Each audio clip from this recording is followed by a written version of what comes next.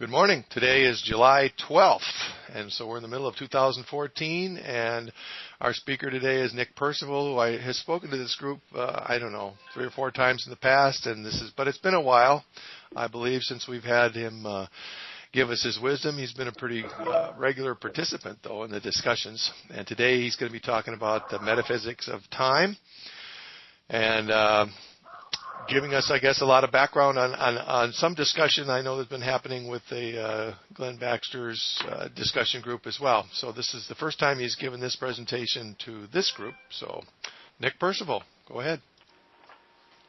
Yes, I'm going to talk about time, and time has a metaphysical element to it, and we'll briefly talk about that.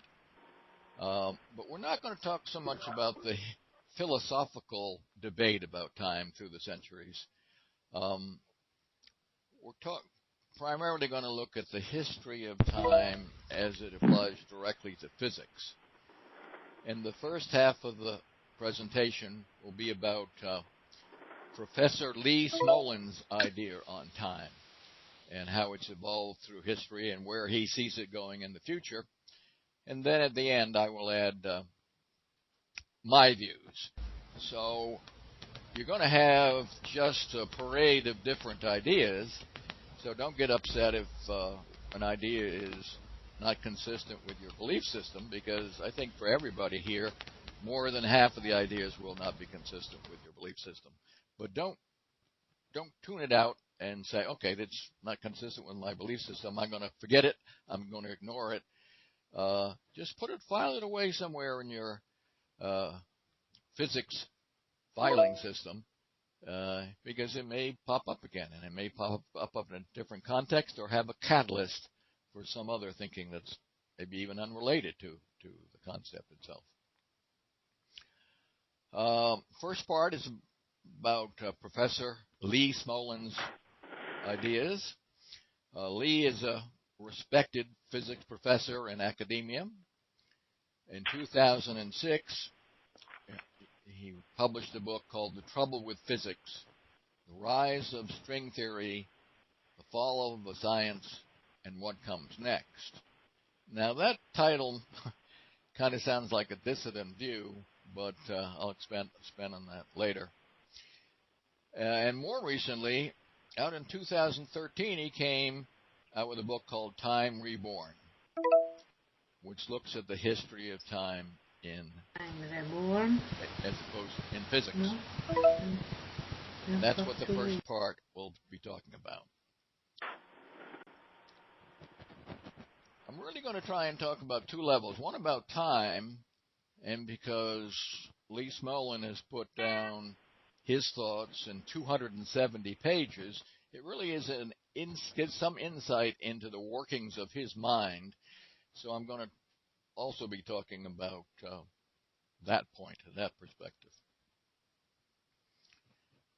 Okay, in 2006, he criticized string theory, and he called for more diversity in physics and a return to natural philosophy, which many of us in the NPA would applaud. However, it's clear that on relativity and other areas of mainstream physics, he's extremely dogmatic and anti-diversity. Now, I'm not picking on Lee. I think it's probably a generally applicable that when we talk from a podium, we can seem like we're very open-minded and whatnot and call for diversity. But in practice, when we call for diversity, what it really means is, hey, listen to my ideas too, as opposed to global diversity. He believes that going from absolute concepts to relative was a big step forward. Now, what's his mindset? He mentions that at age 16, he read Einstein's first paper on general relativity, and that was very influential in his thinking. And that prompted an idea in my mind is the fact that he mentions that at age 16 he understands general relativity. I think he's very proud of that fact. And just the fact that he grasped general relativity so early is, I think, part of his identity. It's obviously a very, very smart person. So there's a certain natural resistance to accept ideas about relativity being wrong if your whole identity is tied up in it. That just means, hey, I was duped at age 16. A couple quotes from Lee. Rather than saying Professor Smolin, I'm just going to call him Lee because it's only 3 characters, which helps on text slides. Lee says, later I discovered that there is very little in physics to match the conceptual clarity and elegance of Einstein's theories. Wow. Clearly a fan of relativity. Further, he says about relativity, it replaces a wrong intuition by a deeper intuition that experiment tells us is closer to the truth. Wow. And finally, he says about both special and general relativity, they became my touchstones, their principles as sacred as any text could be. Wow.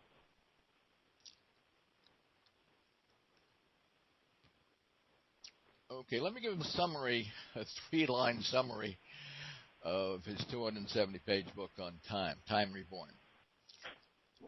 He starts by explaining that the concept of time has been gradually removed from physics. He's obviously not claiming that physics equations no longer have the variable t or dt. But what he's saying is the properties of time that make time unique, like it's flowing forward, and that there's a past and a now and a future, they're lost. They're not represented at all in any of modern physics.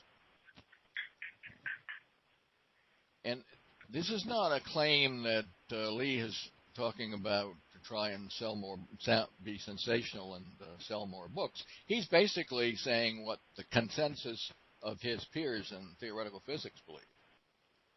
So it's important to understand this and understand how other people think. He goes on to say that mainstream theory holds that time is an illusion. In fact, Einstein claimed in an admittedly informal situation that the distinction between past, present, and future is only a stubbornly persistent delusion. But he concludes, interestingly enough, that time needs to be put back into physics, especially in the areas of cosmology and quantum gravity. So that's an interesting switch. Okay. He starts off by giving a little history and says that, when man, several thousand years ago, obviously the intuitive worldview was that the earth was at rest because we don't feel like we're moving unless we're running. But if we're just standing, we're at rest. And we can clearly see that the sun rises over in the east and makes its way across the heavens and settles in the west. So clearly the sun moves, the moon moves, the stars move, all with respect to the earth. In fact, in some cultures, the fact that the sun goes over the horizon made them believe that because it went out of sight, it went out of existence. So there was, a certain drama to see if it would come back up the next day, be recreated and come back the next day. And during those times, the passage of time was defined in the terms of those motions. The day, the month, which really stands for a month, the cycle of the 30-day cycle of the moon. Further, they believed that there were 2 separate worlds, namely the heavens, which was an unchanging celestial realm of perfect repeating patterns, and the earth, which is very imperfect and chaotic, and that they were 2 quite separate realms, and they were to be treated separately. This conference is being recorded. Now, Ptolemaic astronomy came up with a very nice picture. We have the Earth at the center here, and then we have in perfect circles going around the Earth. We have the Moon, Mercury, Venus, and then the Sun, then Mars, Jupiter, and Saturn. So this is a very beautiful picture. Everything's nice and perfect.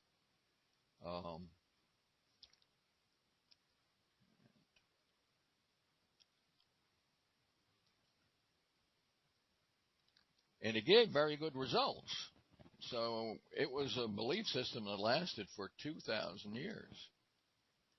And he's saying regarding this, basically this geocentric view, he says there's a lesson to be learned here, which is that neither mathematical beauty, all these nice circles that look so beautiful, concentric circles, nor agreement with experiment, and in the age of naked eye astronomy, that circular geometric representation was pretty darn good. So it seemed to back up the basic concept. But agreement with experiment cannot guarantee that the ideas of a theory is based on or bears the slightest resemblance to reality. Now we'll see as we go along that while that nice statement is made by Lee, he basically ignores it when it comes to his own personal views.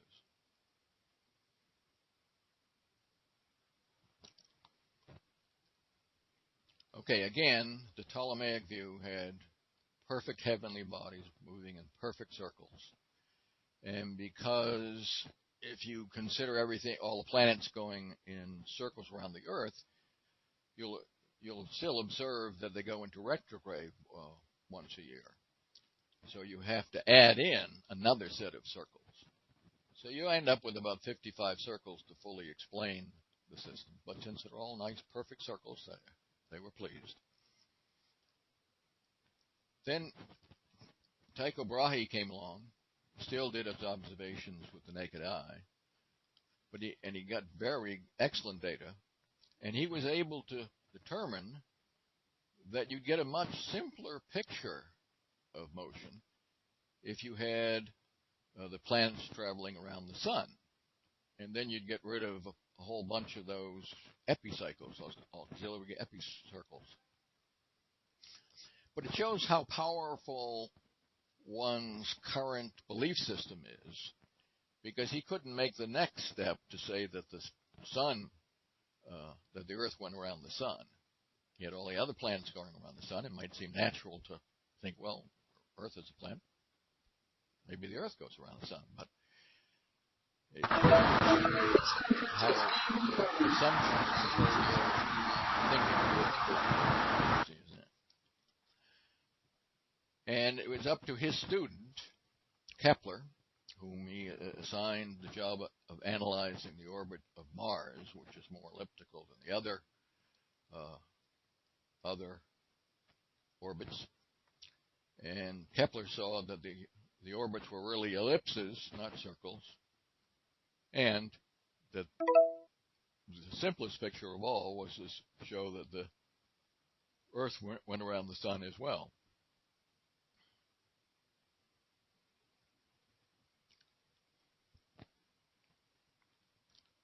So we have these. We're beginning to get a scientific view, at least, of the heavens, and they evolved from perfect circles to ellipses, and they changed the intuitive view to a view that's defined by carefully gathering data and drawing mathematical curves. And next we have Galileo, who was the first one to discover that the motion of all projected objects follow a simple curve, namely a parabola. And a parabola is something that is a pure mathematical object. It's the loci of points that are equidistant from a point. Right, a point would be about here, and from a line, and the line would be equidistant above there. So we're translating a very dynamic physical process into a static graph. Nick, this is Harry. Hi. I got a question for you. I joined late. I had a problem getting it. Are we talking about what Smolin says or what you say? Smolin. Okay. All right. Thanks. Smolin's view. Okay. So this is what Smolin is saying. He's making these points. Right. And it's not only Smolin. He's really talking about a consensus view in the mainstream today. I can comment on that, but I'll leave that till later. Yeah.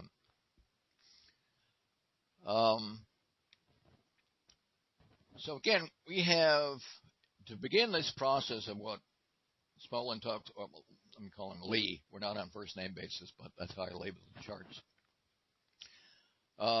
So Lee makes the point here that we have a lot of dynamic real-world processes, but when they go into physics or astronomy, they're really translated into static math objects, and hence the essence of time has been removed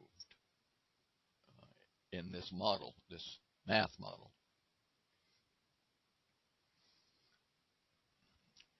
Even when you put down equations you number circle, it doesn't even reference.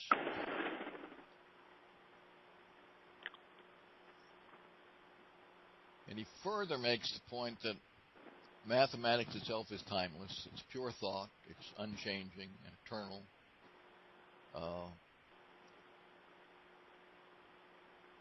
That there's no place for observation. You don't to try and define a parabola. It's not that people went out into the real world and measured this and that and the other thing. The concept of a parabola was known for 2,000 years before Galileo related it to projected objects. And I think Lee explains that by saying that it was okay in people's minds to look for consistent patterns, mathematical patterns in the heavens, but they didn't think that would apply to what happens on the earthly frame. So this translating of dynamic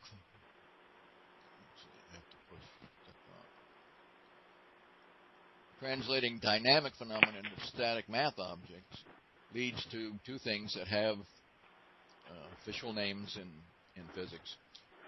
The first step to spatialization in geometrization of time. What that means is that time gets treated like another dimension of space, and you lose the properties of time as flowing and the concept of the past, the present, and the future. It just doesn't get translated into the graphs or simple equations.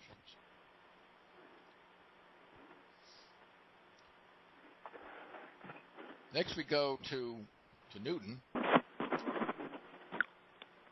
and he came up with, if you know the initial position of particles, their initial velocity, and the forces that act on them, then everything is predetermined.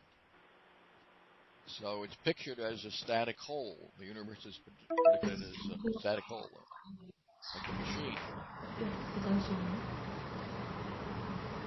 So that gave the picture of a timeless universe, with an unchanging solution. Everything was predetermined. Time basically could be replaced by computation. You have your initial inputs. You can instantly calculate what will happen 100 years from now, theoretically.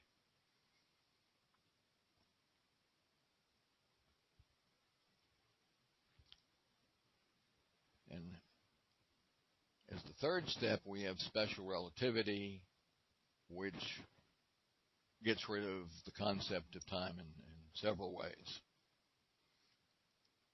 It's interesting if you read the 1905 paper. Einstein replaces absolute time with relative time, but he didn't start off by saying, hey, the currently accepted paradigm for time is absolute time, and here are the problems with absolute time, and here's how we can fix all those problems by going to relative time. He just changed the concept of time without going into any logic for justifying that. And basically that change in the concept of time was accepted without any discussion by the physics community. There wasn't a great philosophical debate about that change. There were certainly objections to special relativity itself, but it wasn't focused on that point. Einstein redefines time in terms of the speed of light. For example, he comes up with the Einsteinian synchronization methodology for synchronizing clocks in a frame.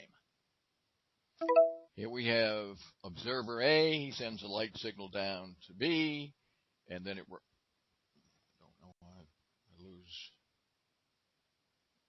and then it bounces off the mirror and comes back to A.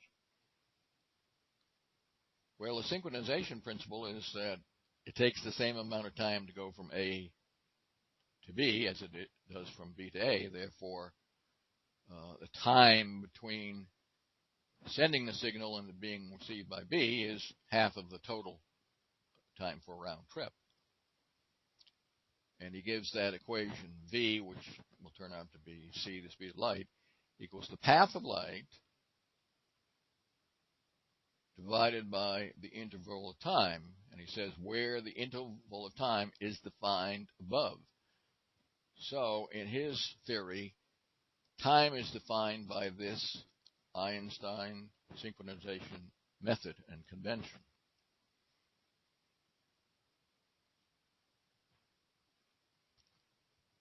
The second aspect of getting rid of time is his Einstein's old math teacher, Hermann Minkowski, said that equivalent to Einstein's equations are Minkowski diagrams. And here we can see that time is really treated just like another spatial dimension. In fact, it's multiplied by c so as to give put it into spatial dimensions.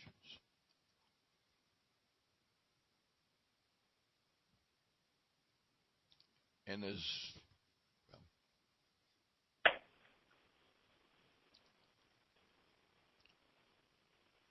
the third step of special relativity, getting rid of time, is relative simultaneity. So simultaneity really loses its meaning. It only has meaning within one frame.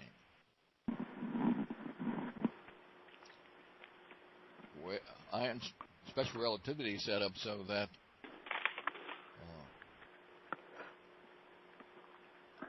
out of special relativity falls relative simultaneity.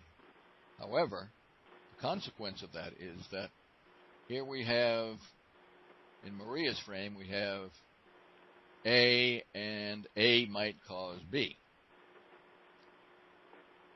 However, it can be shown that there will always be an event X where one observer sees X as simultaneous with A, that's Maria in this case,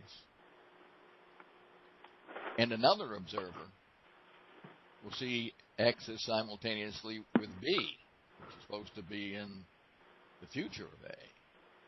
So this is Freddie's idea of what's simultaneous.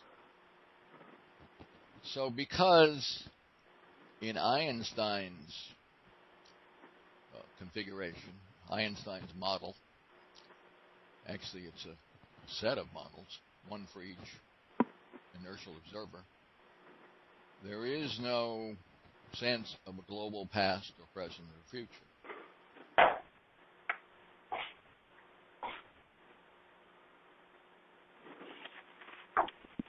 Fourth aspect of getting rid of time is here's a Minkowski diagram, and we have C is clearly in the, I guess if I whenever I change page, I lose my cursor. So C is in the past of A, and A is in the past of B. But we have D over here, and these boundary lines are the paths of light. This is what light would travel. And if you're near enough, if D is near enough to A in space, near enough to A in time, but farther away in distance, then light cannot go from D to A. And that means that D is causally unrelated to A. A can't influence D, and D can't influence A. So here's another case of you can't have a single concept of past, present, and future that all observers will agree with, and therefore the concepts of past, present, and future are simply subjective and different for each observer.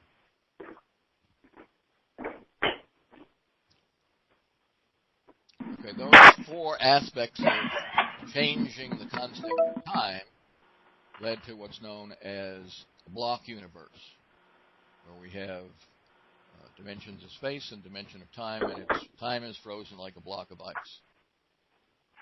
The picture of the universe is a timeless unity. Flow of time is simply an illusion. And that's interpreted as that there's no global past, present, and future. Space and time are just subjective ways of dividing up a static four-dimensional reality. And the universe becomes a mathematical and geometric object.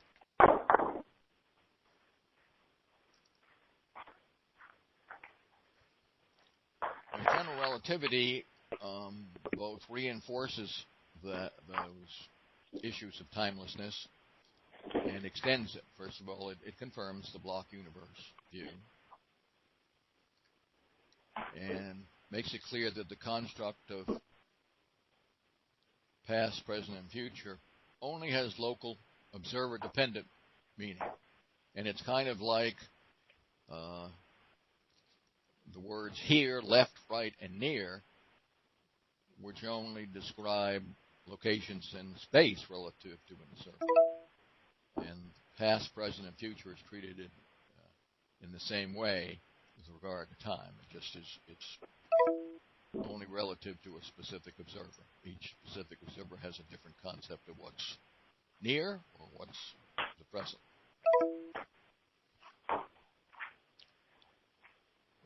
General relativity is about the geometry of space-time, and the key construct is the four-dimensional metric, where c times t is treated the same as the other three spatial variables. It just happens to have a minus sign.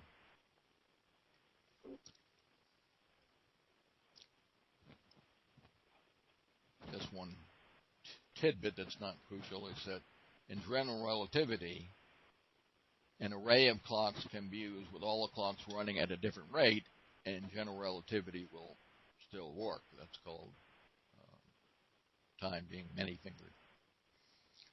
So Einstein created special relativity and general relativity, and we see how they became timeless.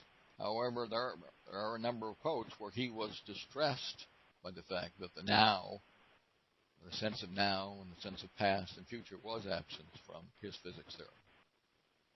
He thought this was a shortcoming, but he saw no possible resolution.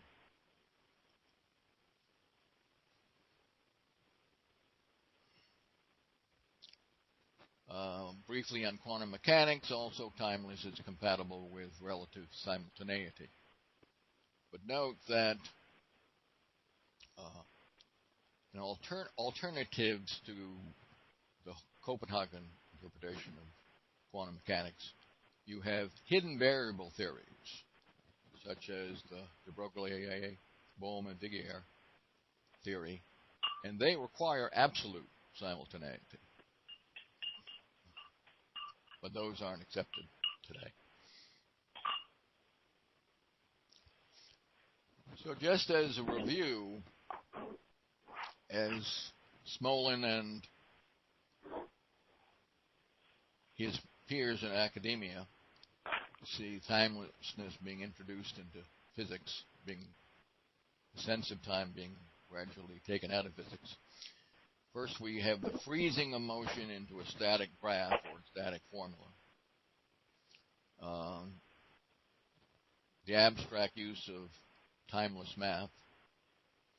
And in Newton, where everything is predetermined, so you don't need to go through all of the steps of evolving from the present to some point in the future. You simply do a calculation and boom, you got the result. Relative simultaneity eliminates the concept of past, present, and future. Those are just becomes a observer-dependent, subjective view. The space-time block universe view of the world. And I haven't mentioned it, but he added two more. He said most of physics is time reversible, specifically Newtonian mechanics, general relativity, quantum mechanics, and the standard model. In the standard model, you have CPT reversibility, which means charge, parity, time reversibility, but it still implies that time is reversible. That the equations will work perfectly well if you change the direction of time. And finally, he also mentioned that the Big Bang Theory, because it implied that there was a beginning of time, tended to make it look like time was less fundamental, because before the beginning of time, there was no time. So therefore, time must have come out of something else, and that something else must be more fundamental of time. Time must be an emergent character.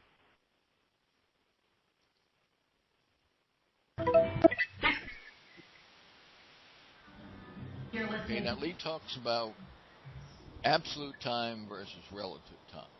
We've all done it. Bought an important, timely book with great...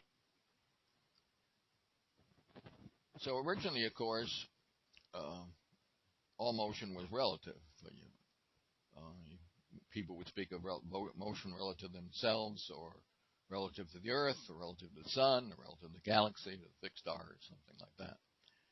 But if motion is inherently relative, he points out, then you can't have physical causes. If you say it's an equally good view to think of the Earth going around the Sun or the Sun going around the Earth, then you can explain those motions in terms of a physical effect. If you settle on the Earth going around the Sun, then you can explain it in terms of, okay, the Sun has a gravitational field which bends the Earth's motion into an orbit.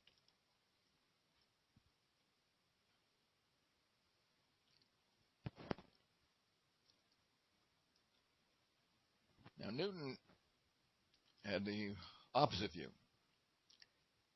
He talked about absolute motion, which really meant motion relative to absolute space. And Lee points out the problem with this view is, what's the space frame? No one knows how to quantify that. What is the rest frame of space?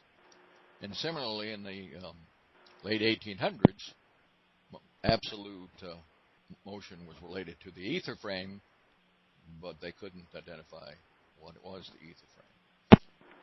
Well, this didn't bother Newton, the fact that you couldn't identify which frame was the space frame.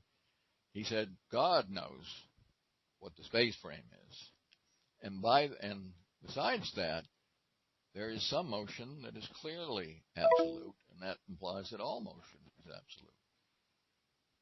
He says that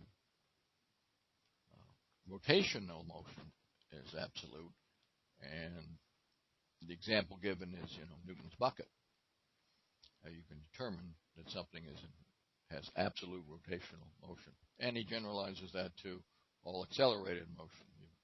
You feel an effect when you're accelerated.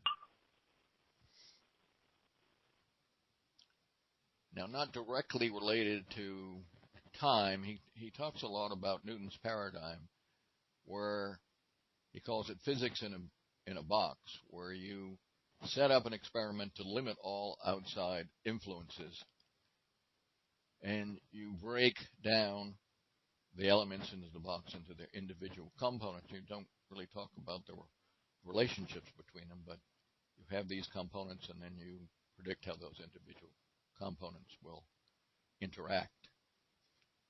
And one of his theses is that if you try and talk about cosmology or some other advanced topics in physics, this methodology breaks down. And in physics in the box, the observer and his instruments really have to be outside the box. But if you're talking about cosmology, you're talking about the entire universe, so you can't get outside the universe. And it really is Lee's attempt to come up with a better way for cosmology and a few other aspects of physics like quantum gravity that says you have to abandon this mode of thinking and come up with a new mode. Oh, I got it. Okay. Now, Leibniz lived Bye. at the same time as You're going to errand. Erranding. Okay. Newton, and both were believers in God, but Leibniz had a very different view. He said that everything is a network of relationships, like it's shown here, everything is related to everything else. And he really was very influential and started what he calls a relational revolution that led to relativity. And Einstein was influenced by Leibniz. And it goes into other areas such as computers, where we have relational databases and neural networks, and it's all over biology, all the interactions within an animal. Now, one example of this network of relationships is that in the Standard Model, mass is not really a property of the particle per se, but it's a property of the particle's interaction with other particles, and especially the Higgs particle.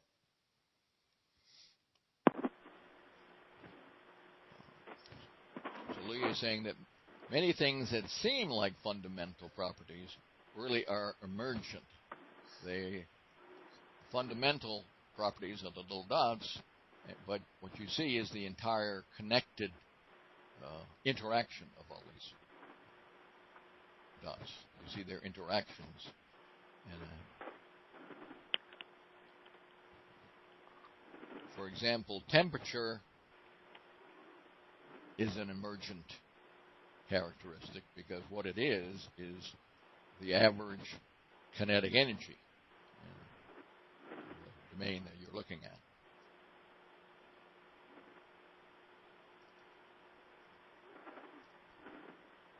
Back to absolute versus relative. So Leibniz came up with what has been a fairly influential principle. He calls it the principle of sufficient reason. And he's really thinking in terms of God created the universe, and he must have had a good reason for every decision he made. But it's not limited. You can have a principle of sufficient reason and not necessarily have a view that God is the creator of the universe. But he said for every question that is, why is the universe like this rather than like that, must have a rational answer. So regarding absolute time, he says, would it matter if the universe started 10 minutes later than it actually did? And he answers an emphatic no, and concludes that therefore time is not absolute. Personally, I don't think this is very strong logic, but Lee says he specifically says, I accept Leibniz's reasoning.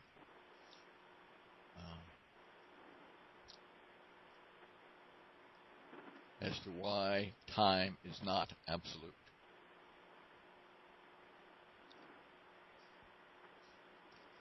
Now he talks about emergent space. And he says, picture space being quantized. Now, he's looking at merging quantum mechanics and gravity, therefore he's looking at, it would be natural that he might come up with a quantized view of a geometric picture of space. He's saying, think of a lattice structure where particles can only go to the intersection of nodes.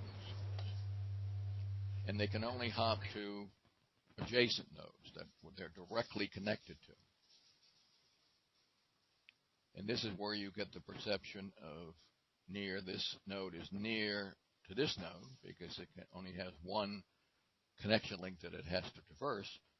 But to get to the other corner, it has to go through quite a few links, and that takes time, and that's our picture of its. The upper corner is far away from the near corner here.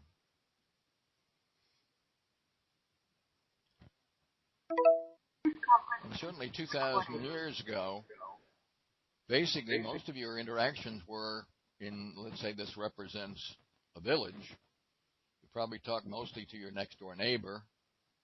If you wanted to talk to someone else, you have to travel, but you don't have the means to travel very far, so your contacts are pretty much limited to all the people in this small geographic area of your village. But look at us today. We're all talking with each other, and we're all scattered all over the globe, some across an ocean. So what that meant is the addition of another connection.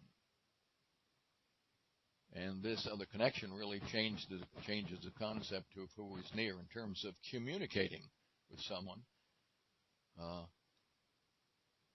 You're relatively near because you just go to your computer and make a connection, electronic connection, and you can talk, share pictures, whatever. So that's the idea here. If we add another connection between two nodes, suddenly they are now near to each other. They have a direct connection. And the thought is that in the early universe, where it was very, very hot and you had lots of energy, you had enough energy so that everything could be connected. All the nodes were near to all other nodes. So that's sort of the conception of the initial, at the Big Bang, everything was extremely small. And they're translating that into everything was extremely well connected. Then he makes the point that, well, let's say the connections take energy to maintain.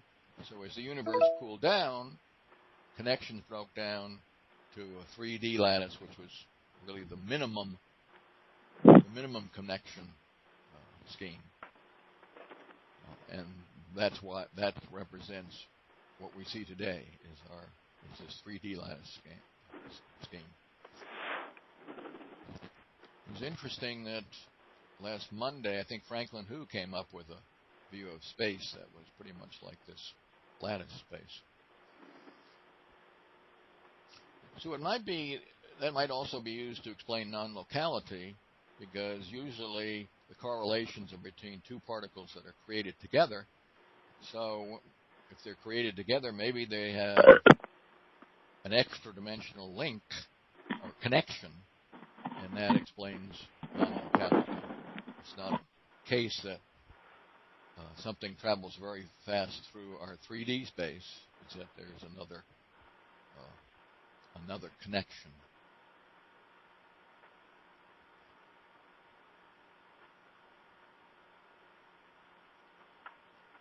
And just another example of the idea of emergent space would be if you saw something as a smooth, continuous, curved surface, it might emerge from a number of pieces being put together that were small and flat, angular triangles that were put edge to edge. But what you see is the picture that emerges from that structure. And you don't see the underlying fundamental structure. Now, similarly for time, here we have a projector projecting a motion picture on a screen. And what's projected on the screen has the elements of flow of time in the moving picture. You see the current moment and what has been shown already as the past, and what's to come is in the future. But maybe that picture of flowing time emerges from what's on this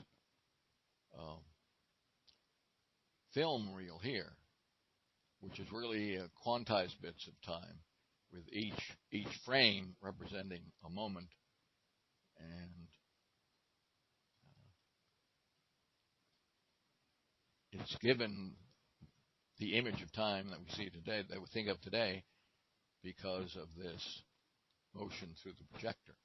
But they really go one step further and say, we're even getting rid of the projector. Basically, the element of time is this film with a sequence of pictures, and it's just the rules of how you go from one picture enough that give the illusion that you're actually flowing through time. For instance, the rule might be that if you run the film and you go in the normal direction of time increasing, you'd have the rule that entropy always increases. But if you ran it backwards, the rule is that entropy would decrease.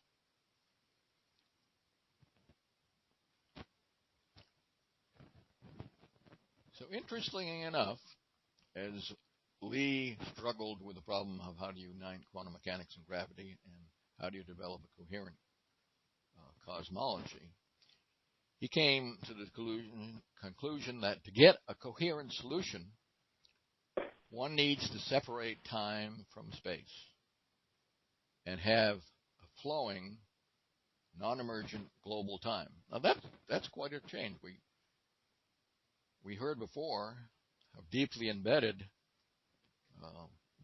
the pictures and constructs of special relativity and general relativity were for Lee, and yet he comes to this conclusion, which is really the antithesis of their model.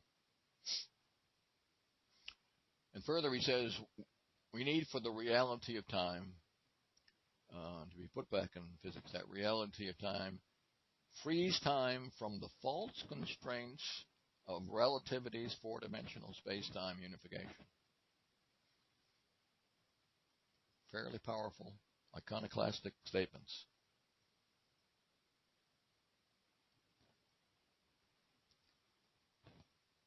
So what was his conclusion again, and what challenge did that represent for him? He says that physics, at least for certain areas, cosmology, quantum gravity, hidden variables, quantum version of quantum mechanics, needs time to be reborn. Now his problem is that he is a solid relativist, and his belief system includes special relativity and general relativity, which are timeless. So how does he address this problem?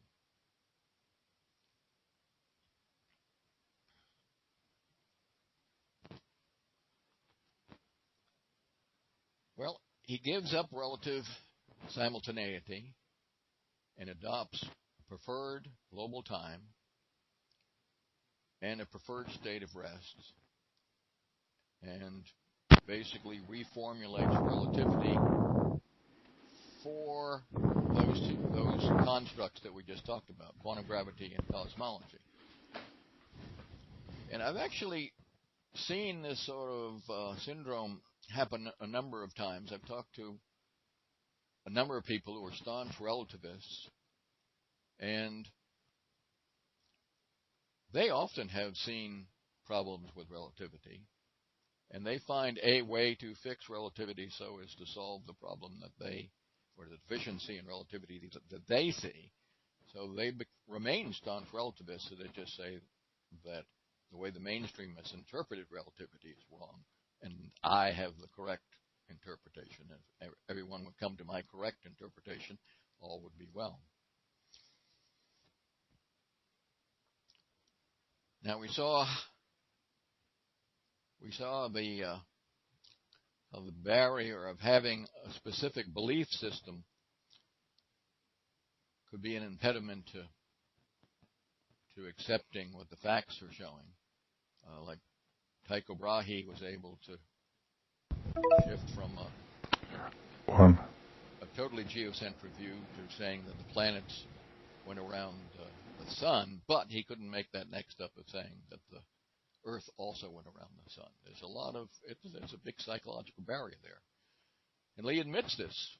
He says the fact that this, giving up relative simultaneity and adopting preferred global time, contradicts the triumph. I mean, he's still a staunch relativist. The triumph of Einstein over the ether is a psychological barrier. He sees it. He admits it. Taking these arguments for reality, the reality of time, seriously.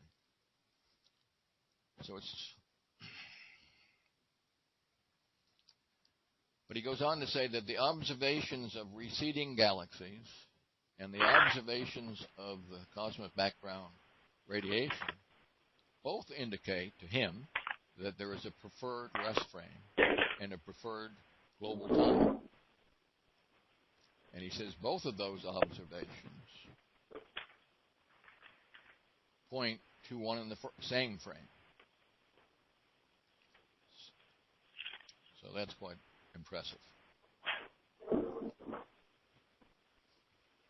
So how does Lee reconcile his avid belief in relativity with this need for a preferred frame and a preferred time?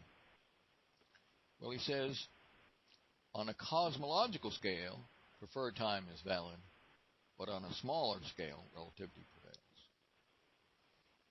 And he goes on to say that even on a cosmological scale, the preferred frame is not determined by absolute space, but it's determined by the actual distribution of matter and gravitational radiation. So it's not a throwback to Newton's concept of absolute time. That seemed to be quite important to him.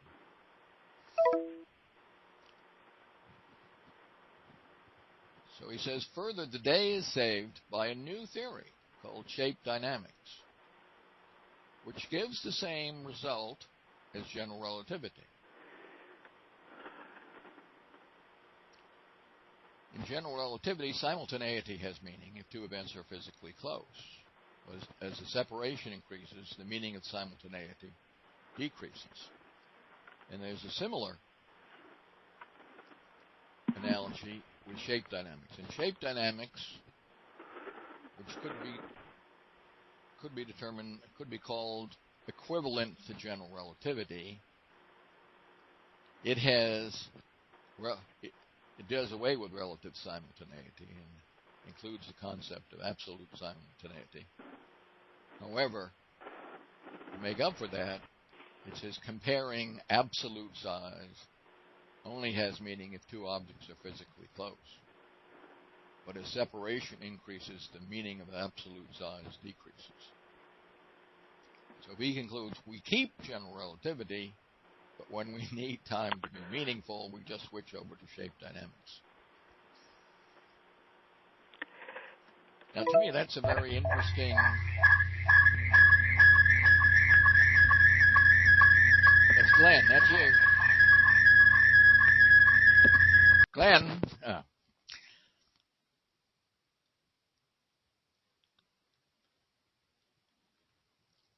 Again, as I've said before, that mindset and how he works through problems that arise when his belief system is challenged, it's fairly typical of what I've encountered.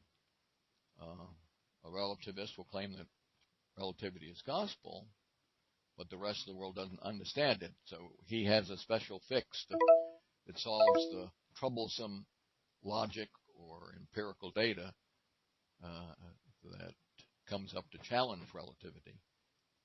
He finds a way to solve that by modifying relativity or explaining it away, and then his belief in relativity goes unshaken.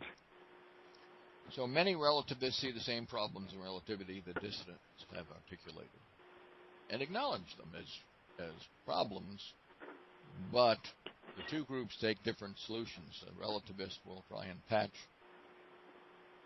it up. Here's my subjective opinion, with duct tape. That's what it looks like to me. Whereas the dissidents say, well, okay, we're going to take relativity to the landfill.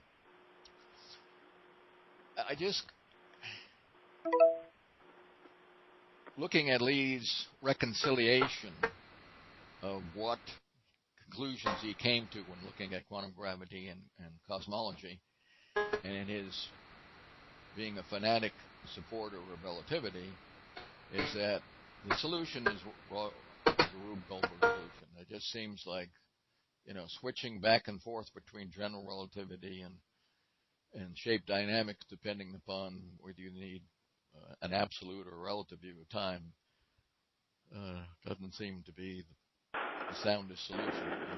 Also, in shape dynamics, I don't really see any strong rationale of claiming that size is absolute as you separate objects. I mean, yes, maybe if you move an object to a place where there's very strong gravity, you might see its height compressed a little bit, but we understand that in terms of physics. It can be explained in terms of physics. I don't see that there's any fundamental underlying aspect of physics that would suggest that the size of objects is different in different locations, fundamentally different. Okay, I might shift back. I want to go back and just make one other point near the beginning. So let me just, I don't know if you can jump quickly to something.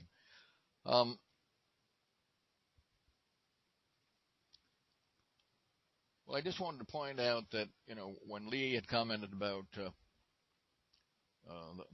the lesson of geocentrism is that just because the theory looks beautiful in terms of mathematically beautiful, elegant, etc., and just because the data seems to coincide with the theory doesn't mean that the model you have is the correct model, because we see a whole array of different theories can be manipulated to match empirical data. But while Lee gave that admonition, it seems to me that he doesn't really follow it, because he explicitly expresses that the beauty of general relativity and special relativity and its matching the empirical data gives him unshakable confidence in those two constructs, even when he's run up against, even when intense study has led him to saying that they're inadequate in certain areas, and they have to be patched, or you have to go through some methodology to get around that problem. So here's my view. I have two major themes. First of all, I'd like to replace metaphysical time by extending the construct of proper time. Proper time is the amount of time accumulated on a clock between two events that occur on that clock's world line. And proper time is always associated with a specific clock. And basically, it's a measure of process rate. Also, I'd like to replace relative time with a new definition of absolute time. Not the Newtonian definition, but a new one.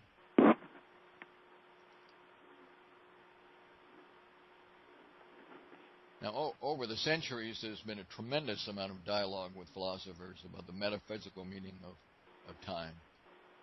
And at the present age of physics, I just say it's too metaphysical a discussion, and the descriptions are too vague to really have that discussion be useful to physics. You know, besides the arrow of time as sometimes being acknowledged in philosophical discussions, there's not much specificity of physics in the metaphysical concept of time. It really isn't that useful. Even the physics standards of time, like the second, are de facto standards of proper time. We have a standard, which I think is in Paris, is defined in terms of a specific clock and how it operates. The definition for a second is 9 billion plus vibrations for the cesium atom. So proper time is a true absolute physics construct. It's operationally defined. There's no philosophical discussion about it. It's invariant. It's observer independent. What I mean by that, each observer may be his clock may be accumulating time at different rates, but the proper time for any clock between events is observer independent. All observers have to agree that Joe's clock accumulated 10 seconds of proper time between event 1 and event 2. So the proper time accumulated by any clock is an observer independent finding. So I want to reconstruct metaphysical time in terms of using proper time.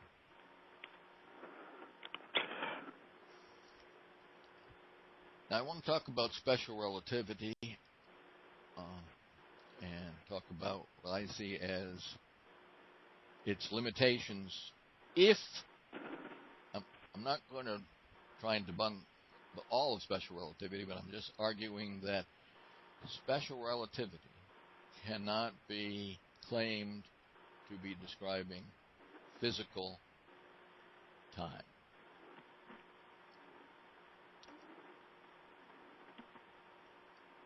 Now, this is pretty imposing to go against Einstein. Here we have, especially on the topic of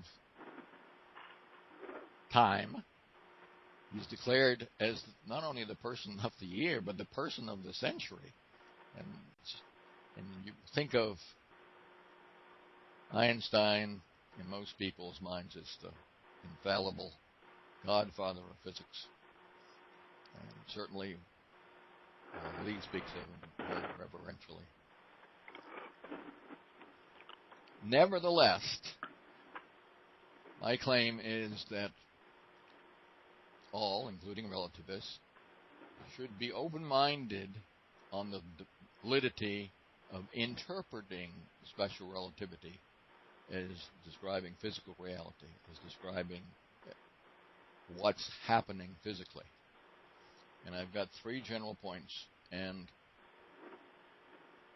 I know if one's a relativist or if one has a specific belief system and someone else throws arguments at you as why your belief system is wrong, the tendency is just to ignore them. So I don't expect after I talk that a relativist will say, okay, Nick, you're right. I'm going to take relativity to the landfill. But all I ask is that people keep in mind the argument. Not forget it, not ignore it, not dismiss it. Remember it. Maybe you may think it's not powerful enough to overthrow your current belief system. Just listen to it, understand what the point is, and remember it. Okay, special relativity followed Lorentz relativity. Lorentz relativity had a single preferred frame. And motion with respect to that single preferred frame caused physical slowing of clocks, physical asymmetric slowing of clocks. So we described a physical effect. In the special relativity model, every inertial frame is seen to be the preferred frame of the Lorentz frame. In special relativity, each and every inertial observer, the entire infinity of inertial observers, will see their clock to be the fastest and their meter stick to be the longest.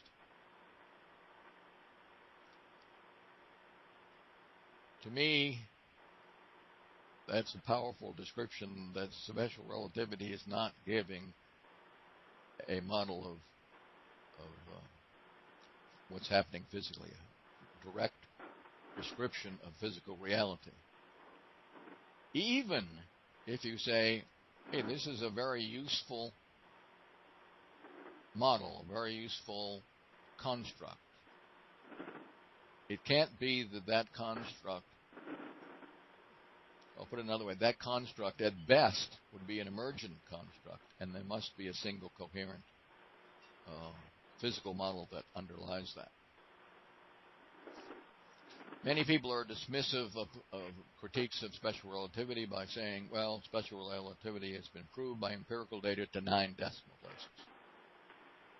But they forget, or don't know, or don't recognize that that same data also supports the Lorentz relativity if the frame is a single frame that's being used to gather that data. In fact, most of the data that's supporting special relativity comes from, say, accelerators. But the unique part of special relativity versus Lorentz relativity is that special relativity has a symmetric paradigm. That whatever A observes about B, B will observe about A.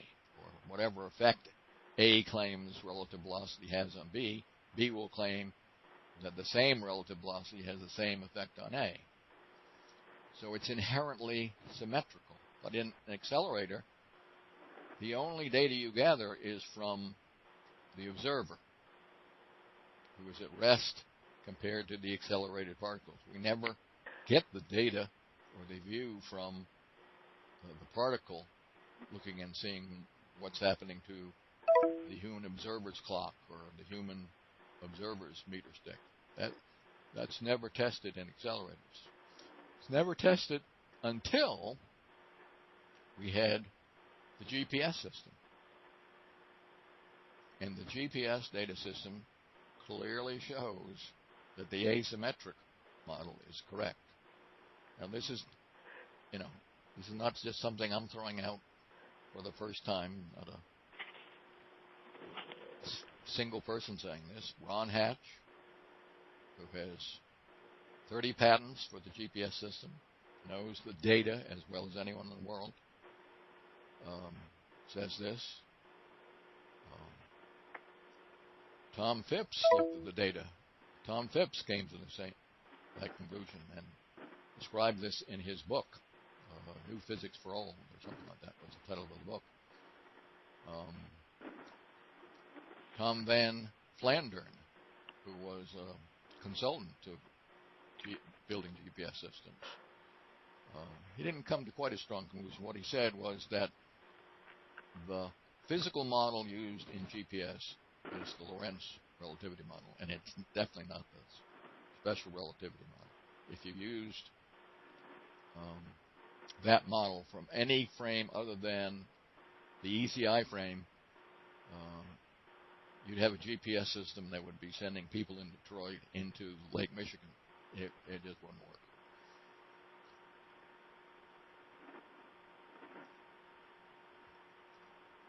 Another reason why relativists tend to be dismissive of any criticism of special relativity is they say, well, it's the foundation of all of modern physics.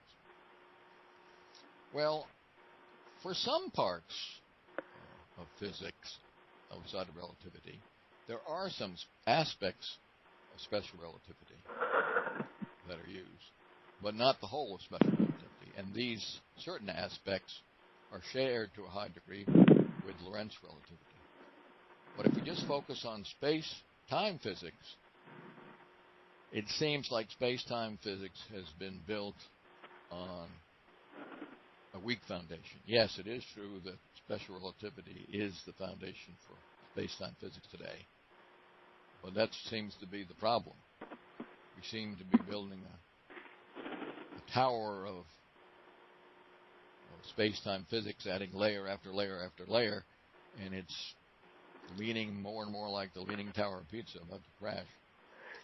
We have, for instance, because the data didn't match theory,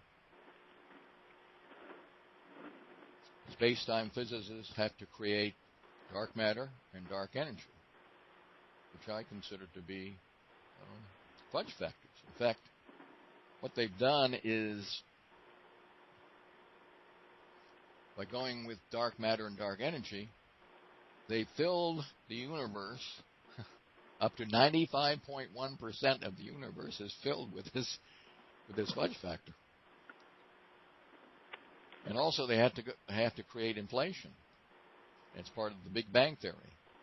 The Big Bang and the inflation theory requires that in a very short period of time, 10 to the minus 36th of a second to be exact, the universe expanded by a factor of 10 to the 50th. Now that's a lot of expansion in a very small time. So it seems to be rather convenient bridge between what the data is suggesting and one's current model. So just keep those factors in mind. Okay, I created a whole website talking about the twin paradox and why Einstein's original claim that there would be a twin, there would be a net proper time difference if one of the twins had a round trip.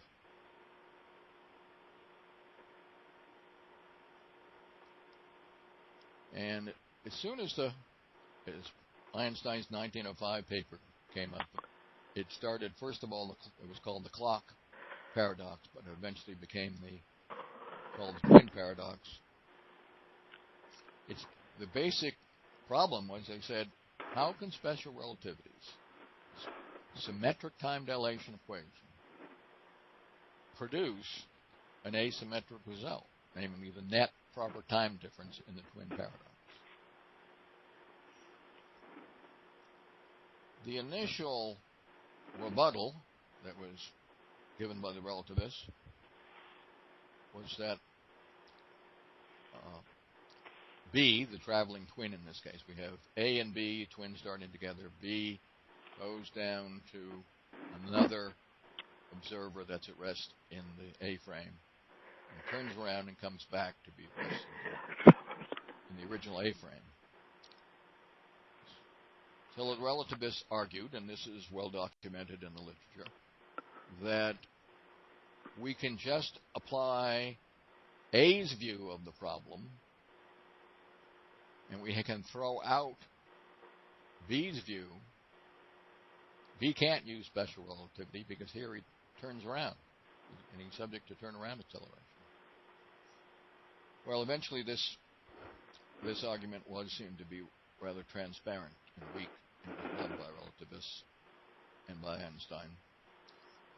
But, it should have been obvious that it was a bogus reconciliation argument, because you can have the constant velocity part be 99.999% of the total, and yet you're saying because there's one little turnaround we have to throw out 99.999% of the physics. Further, if you eliminate the initial acceleration of B away from the A frame and just have B come in and start the journey by having an arbitrarily close collision with A, then you've eliminated the initial acceleration. So for the first part of the journey, there is no way to distinguish A from B. So that again should have shown right off the bat that the claim that because B experiences turnaround acceleration at some point in the future, we can't apply special relativity in the outbound part of the journey.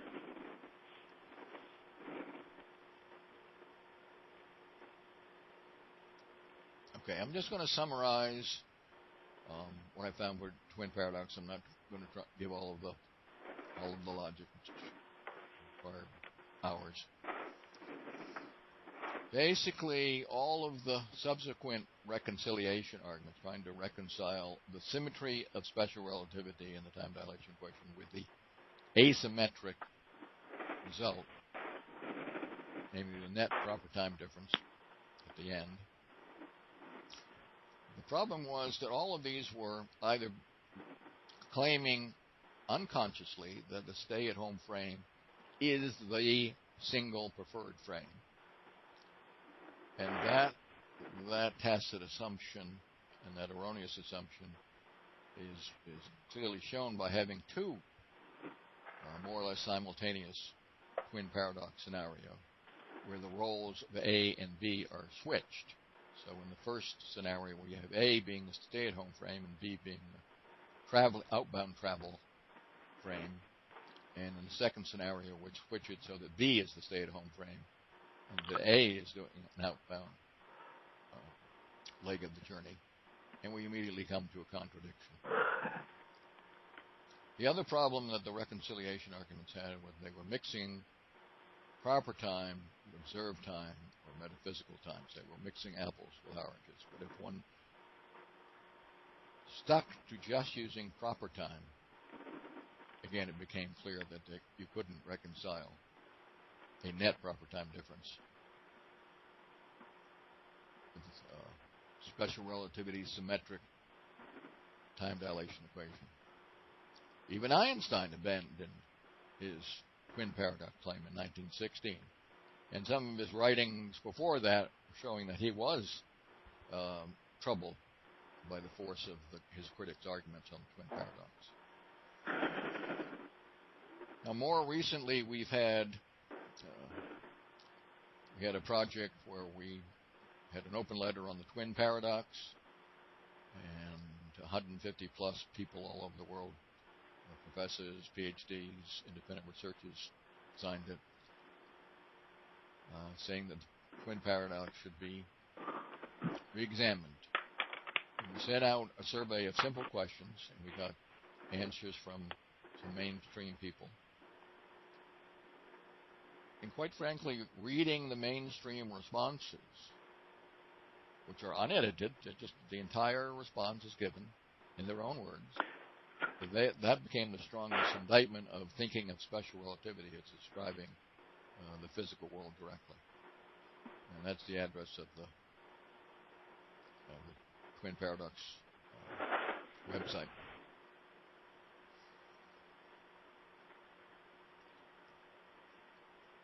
If you look at the literature of the twin paradox, we find that the relativists have come up with a dozen mutually exclusive reconciliation arguments.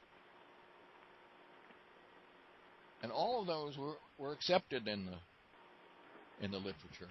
It's very rare that you would see in a mainstream journal anyone criticizing any one of these dozen mutually exclusive reconciliation arguments.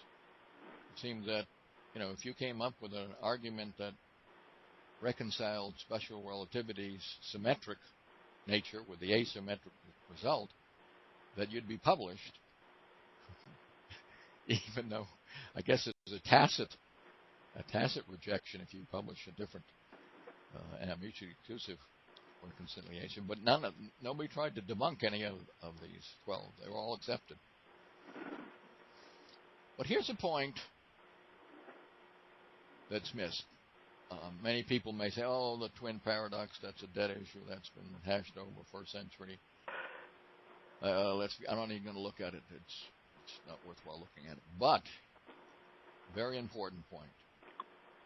One can use the very same logic that one uses in the twin paradox to show that special relativity is not describing proper time and is not describing what's happening physically. You can use that very same logic for any assertion that special relativity is describing proper time. Use that very same logic to show that you'll quickly come to a contradiction if you claim that special relativity is describing proper time or describing what's actually happening physically.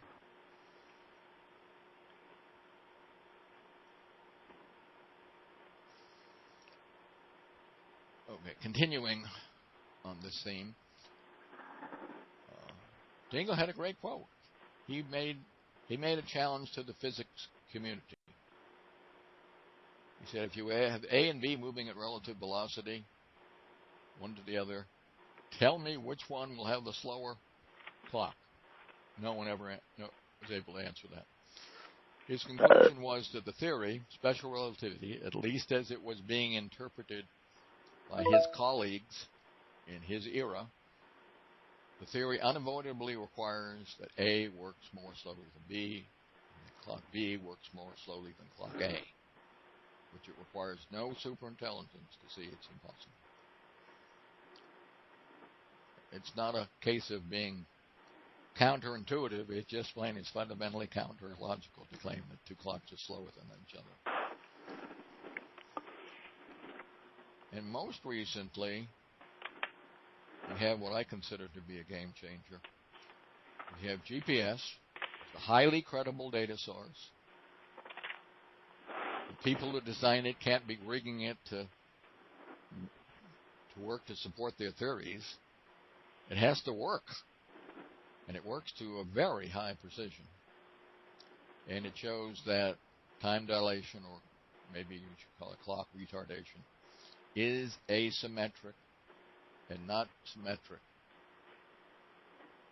And that to calculate the amount of clock retardation, you need the concept of absolute velocity, and it needs to be measured with respect to the ECI frame, if you're in the Earth's locale. If you're on Jupiter, it would probably be the JCI.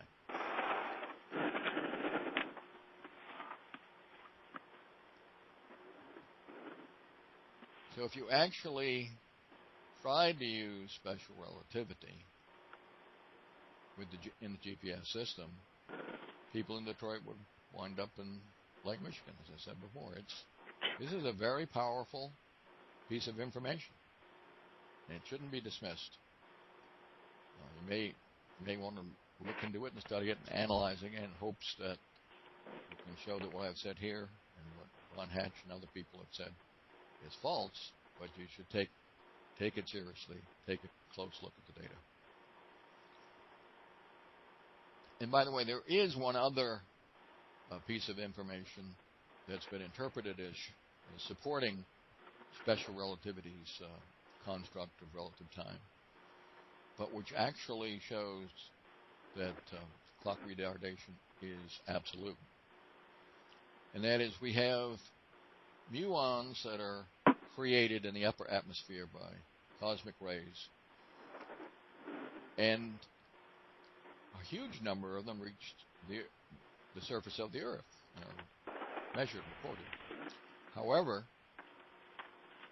that shows that either their half-life, the half-life of those muons, have to have been greatly extended physically,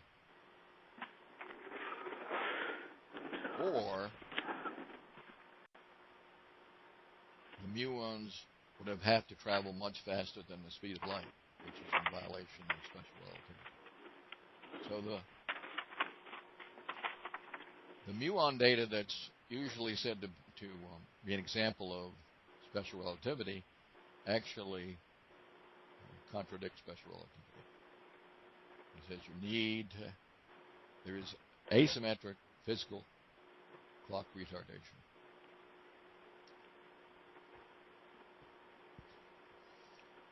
Okay, here's a side point. I talked about earlier when the twin paradox was first talked about. The relativists tried to get around that by saying, okay, B has a turnaround acceleration.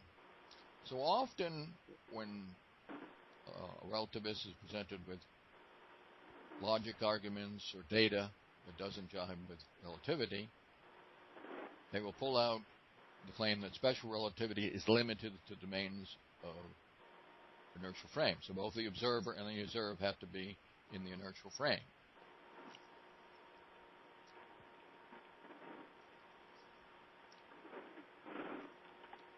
If that were true, then special relativity could only be used in those special circumstances and basically be worthless, because most real-world phenomena are not in inertial frames.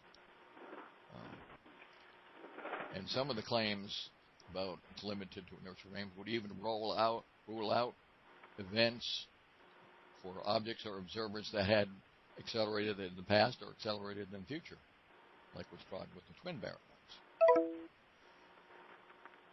So rather than thinking of special relativity as a study of what happens in inertial frames and is limited to the inertial frames, it really is better to think of special relativity's domain as being limited to velocity-dependent effects. In other words, the point of just talking about inertial frames was to remove all forces and just isolate the velocity-dependent effects. And the accelerated data confirms that these velocity and energy level effects are a function of instantaneous velocity. And they exist and they occur whether the observer or the observed is moving at a constant or an accelerating velocity. And that in no way is this phenomenon of clock retardation or time dilation, whatever you want to call it, in no way is it limited to inertial frames. This has been confirmed a million times over by experiment.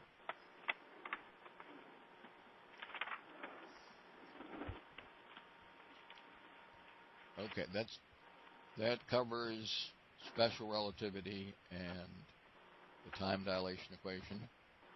Now I want to talk a little bit about special relativity's construct of simultaneity and relative simultaneity. But first, let's just talk about simultaneity. This is a man-made construct, and does it have meaning? Well, let's say we have a light signal and it arrives at an event. And an observer knows the signal took 3 seconds to travel from that event. Then it seems reasonable to say that that event took 3 seconds ago. And in both cases, when I'm talking about 3 seconds, I'm talking about an observer-dependent 3 seconds, proper time, as measured in proper time. It seems to make sense. If it takes light 3 seconds to go from one event to another, and you know that it takes 3 seconds, then in your time, that event took place 3 seconds ago. That seems like a meaningful criteria, meaningful.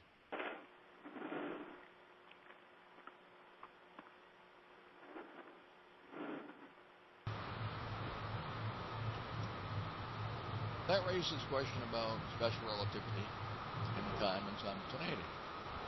Does special relativity describe physical reality, including time accuracy?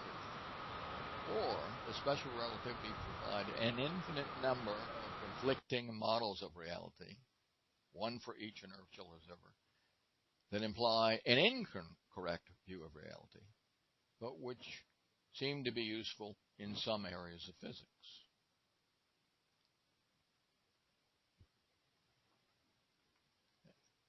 So even though one have different observers will have different perspectives and different observations about reality, there should be one model of physical reality that has a single coherent view. Or maybe that underlies, maybe it's compatible and underlies that infinite number of just observed models of reality.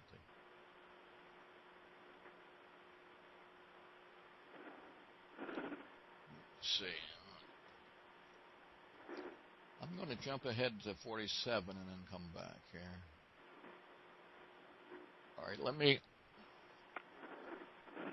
make a point about relative simultaneity.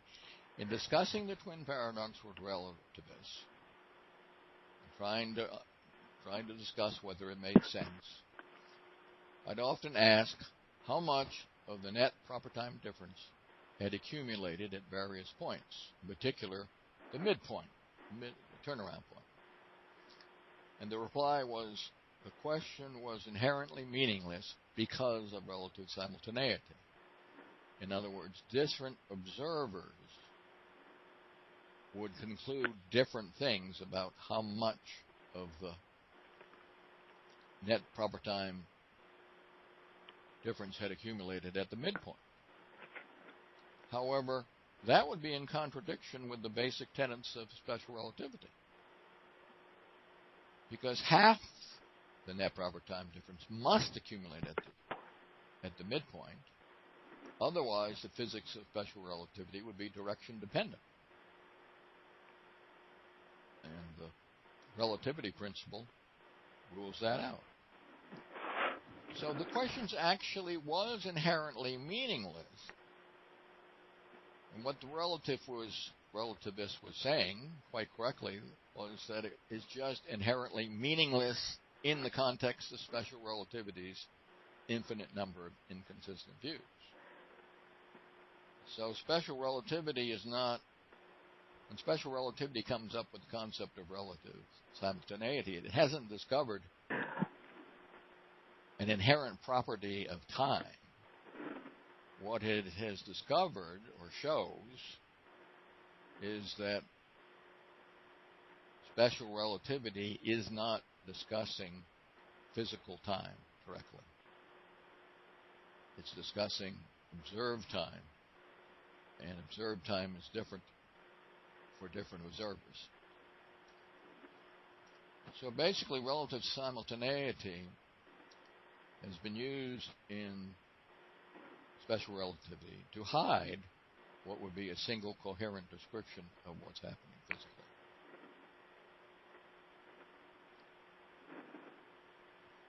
And make it seem like, oh, you can't compare these conflicting views by different observers because of relative simultaneity.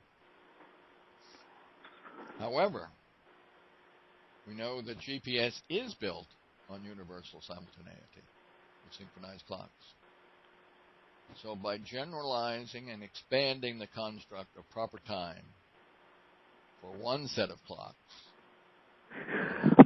in one state of motion, and relating that so that you have a known way of going back and forth between two different sets of clocks, and relating the proper times of the two separate sets of clocks, that method reveals what's happening physically. We have asymmetric clock slowing.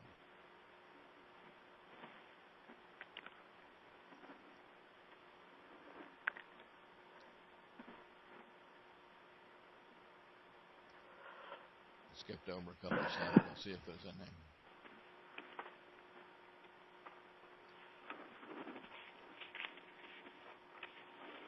Look at the time, 11:30. Oh, 11:36 already. Wow. Let me skip over that. There were just other arguments. Basically,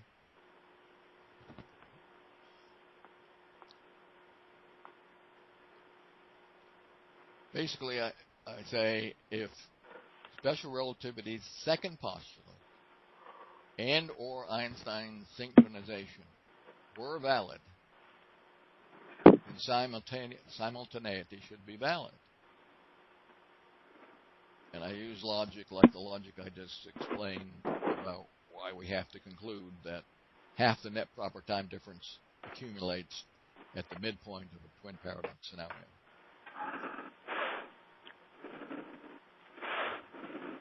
So this is another argument about if these are true, then you should come up with absolute simultaneity. The fact that you don't come up, special relativity doesn't have absolute simultaneity. That's because the second postulate that the speed of light is c in all frames, and Einstein's synchronization methodology are not valid. And they're not valid because special relativity has an infinite number of incompatible space-time models, one for each observer. So you cannot say that special relativity is describing physical reality.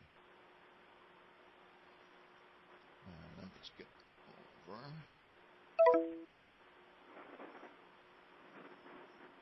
Okay, so we'll leave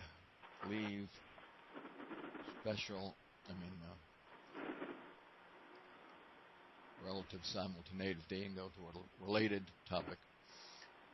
Remember before, Lee had talked about special relativity and the fact that certain events are causally disconnected, and hence that shows that past, present, and future don't have meaning in special relativity. I would say that, okay, causally disconnected is a valid construct if we say that the fastest possible speed is the speed of light.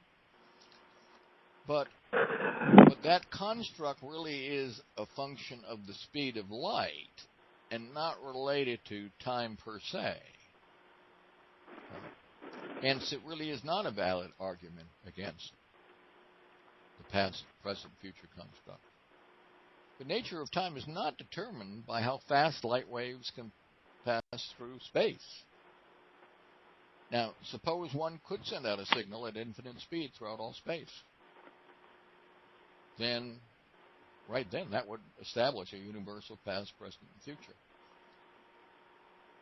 And the argument isn't rebutted by claiming that such an infinite speed communication device is not pragmatic. This is just making the theoretical point that if you had such a device, rather than arbitrarily saying everything is limited by the speed of light, then you would have a well-defined construct of past, present, and future.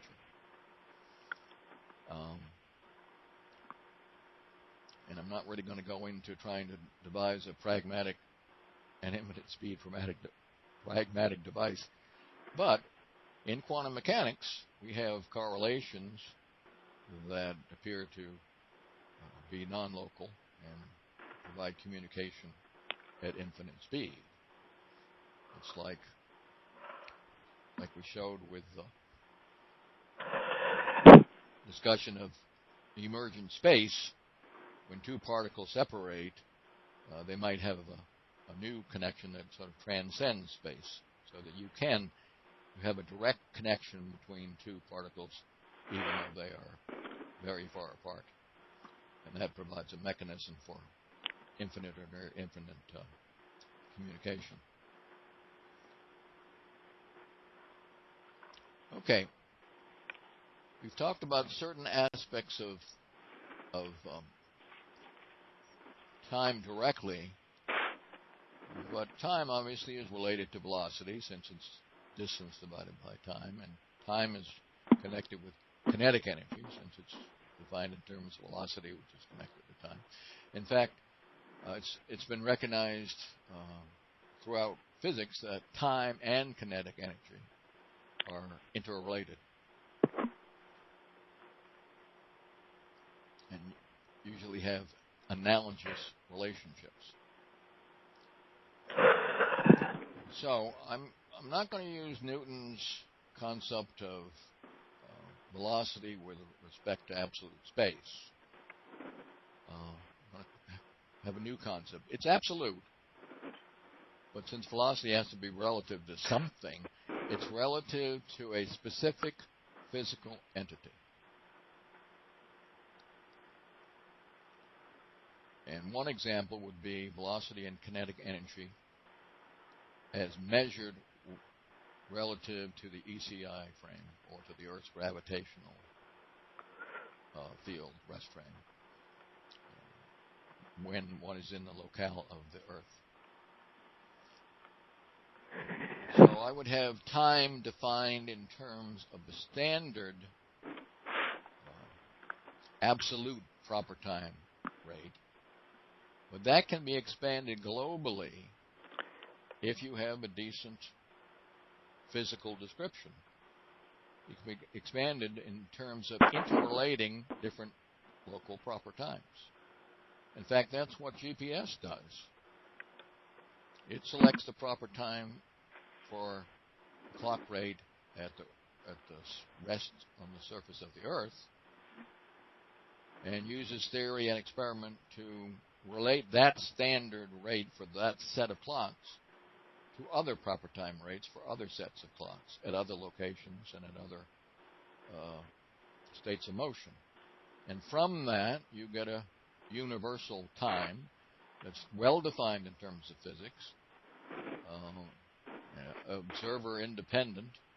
Different observers their clocks will accumulate time at different rates, but since they can correlate that with any other set of clocks, you have really a universal time. You have one basic construct of time.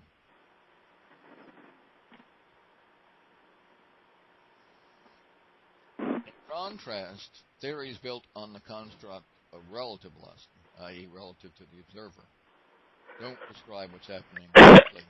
At best, they can describe what's just observed, and that will give a misleading implication of what's happening physically. If you accept that it's just observed and don't think that the equations are implying a particular physical model, then that's fine.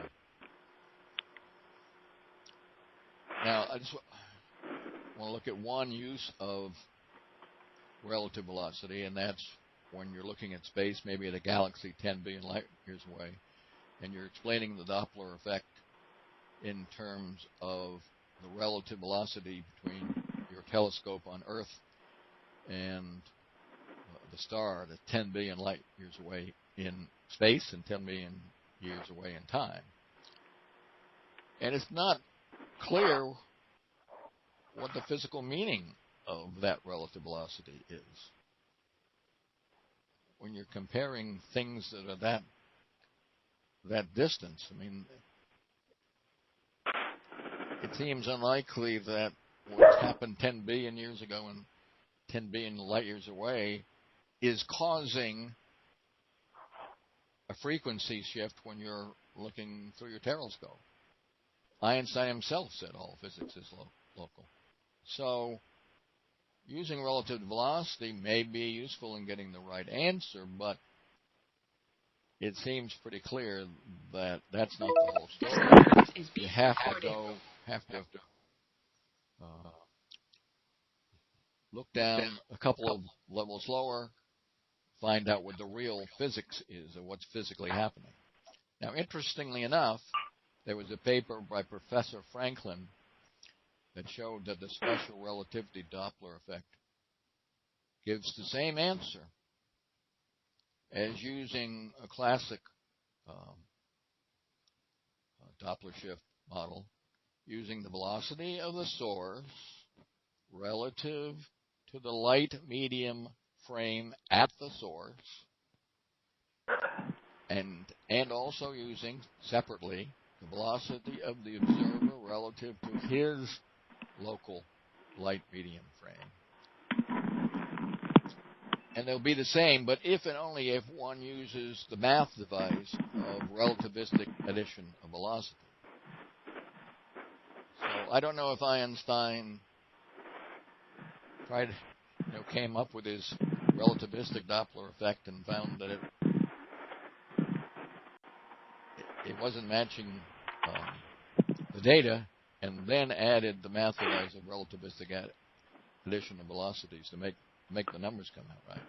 But anyways, interesting concept. So you can have relative velocity giving you a correct answer, but you're going to need to burrow down another level deeper to see what the real underlying physics is.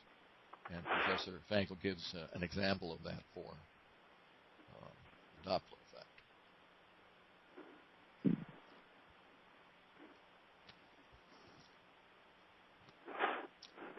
Now, I'm also saying that special relativity's relative kinetic energy construct, RKE, and all symmetric effects have no physical reality. They are abstract math inventions, which may or may not be useful. Sometimes they're useful, sometimes they aren't. In special relativity, you'd assign a wide range of relative kinetic energy values to each particle. Each observer would see a different relative kinetic energy value for each particle. Now, there are reasons why that methodology works, and a number of different observers can correctly predict the results of collisions. But that's due to, in the math, what happens in a collision is constrained by conserving kinetic energy and conserving momentum.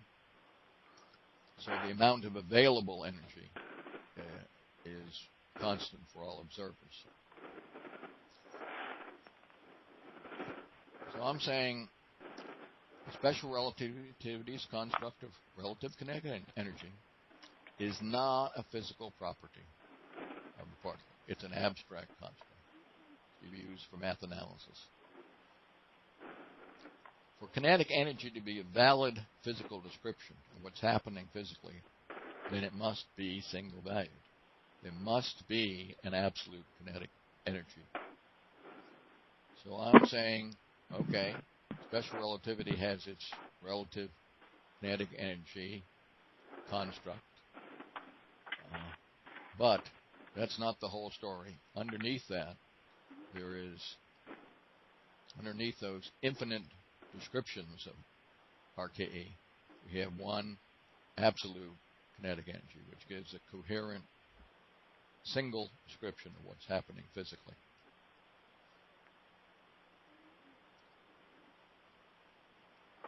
And note that gravitational potential is absolute. Thus, if you're talking about conservation of energy, you're mixing apples and oranges if you're saying gravitational energy is converted into special relativity's relative kinetic energy. You need to have have apples and apples. You need to have absolute gravitational potential energy and absolute kinetic energy. And in fact,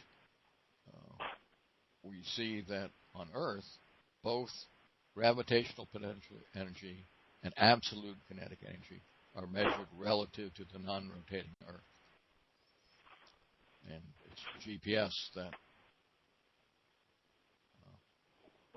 actually is dependent on both absolute gravitational potential energy and absolute kinetic energy.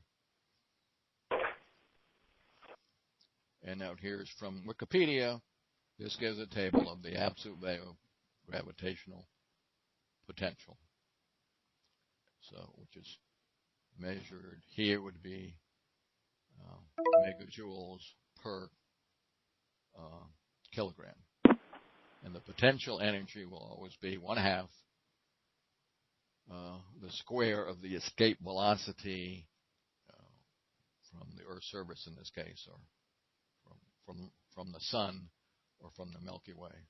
This is a list of the numerical values. And by the way, there's also chemical potential energy and electrical potential energy and nuclear potential energy, which have absolute characteristics.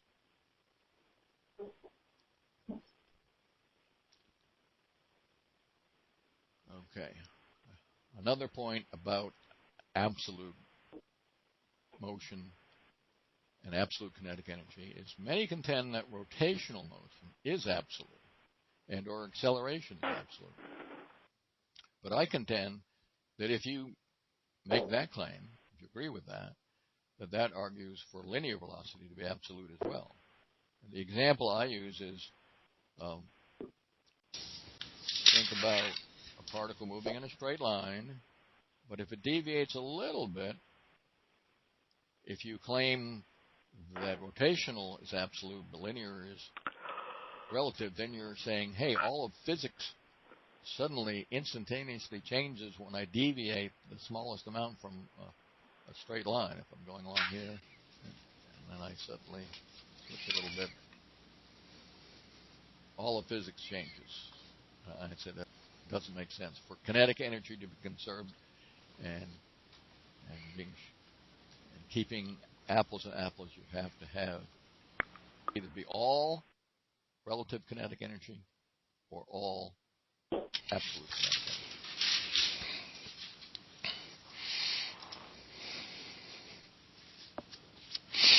Okay, let's talk about preferred frames.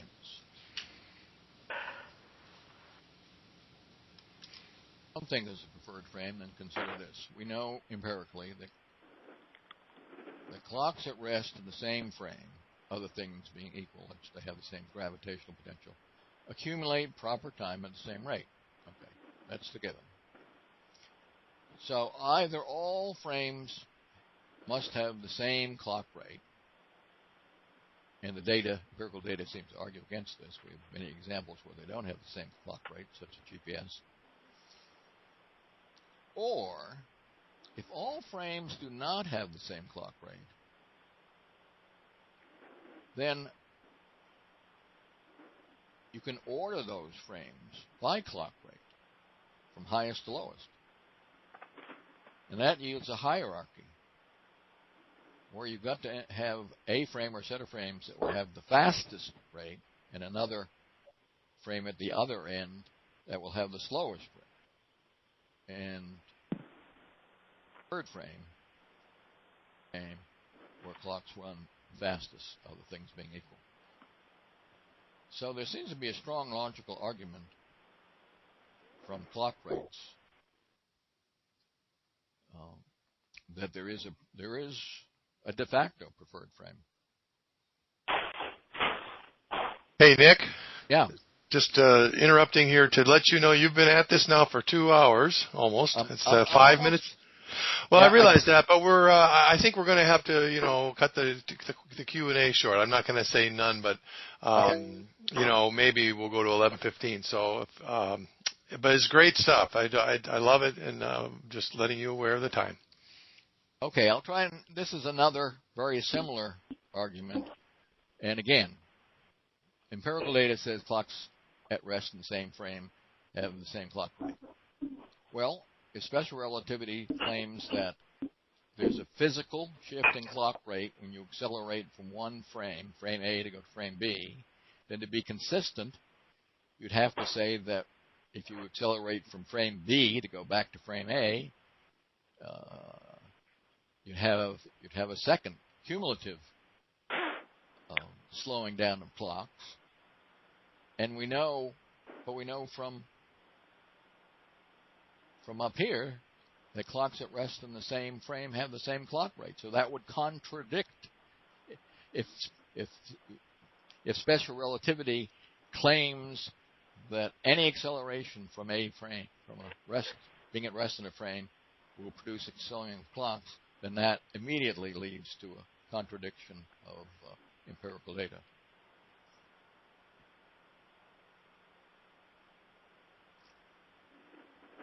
Again, my message is not that special relativity is wrong, but I'm focusing on one specific thing, namely that because of special relativity's relative velocity model, it cannot be claimed to describe physical reality. And mostly I'm using time and its related things like velocity and kinetic energy to make that argument.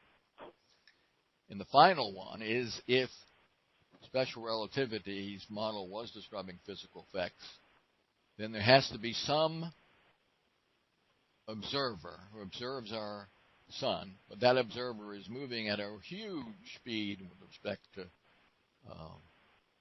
the sun, and therefore in his view, the depth of the sun, the volume of the sun must shrink dramatically, and its mass would have to increase very large, and you'd ultimately find that the density would become so great that it would become a black hole. But we know that doesn't happen. We know the sun hasn't become a black hole. We know that special relativity cannot be describing physical effects. It's just describing. Okay, here's a summary. Even though we're coming at this question quite differently, Lee being one who loves relativity and myself who's arguing against special relativity, at least as describing physical reality, we independently conclude that time needs to be reborn in physics. And there needs to be an absolute time in a global preferred time with a preferred rest frame. And we're both saying, okay, we're not going back to Newton's concept of absolute time and space, but we are going, the absolute frame depends upon the actual configuration of mass and energy in the particular locality that you are. The only difference is that Lee wants to shift back and forth between two different equivalent theories and two different models, physical models, depending on whether he needs absolute time or not. And I'm saying that all of physics, absolute time concept should be true for all of physics and not just for a segment of physics. And that's the end. Excellent. Thank you so much, Nick. And we're right now at 11 o'clock, so let's, as much as I hate to, I don't know how this could go for another hour, probably, with all the questions that I'm sure will come, but let's try to keep things short and not get too deep into our questions just because of time. I have a couple quick ones, and that is I really enjoyed a couple things. You talked about mainstream arguments contradicting each other, and I'm wondering if we could take, and I like this survey idea, and I think we need to do it, more, and maybe get everybody in the NPA to go through and do a survey like this. But it seems to me as if you could get some short statements to summarize the various arguments to, how did you say it, to patch up at least with regard to the twin paradox, the special relativity idea. So in other words, Professor A argues X, and as concisely as you can, and then just simply ask, do you accept this argument? If not, why not? Boom. Professor B argues Y, and do you accept this argument? If not, why not? Simple enough. And then just make an argument. It seems as though that did that, Greg, and the problem was when we did that was they just refused to answer. Well, and worse than that was, and you can see this on the mainstream response page at twinparadox.net, is that Nobel Prize winner said that all of those were true at once. But it doesn't give you 12 times the net proper time difference. He accepts all of them. Aha. Okay.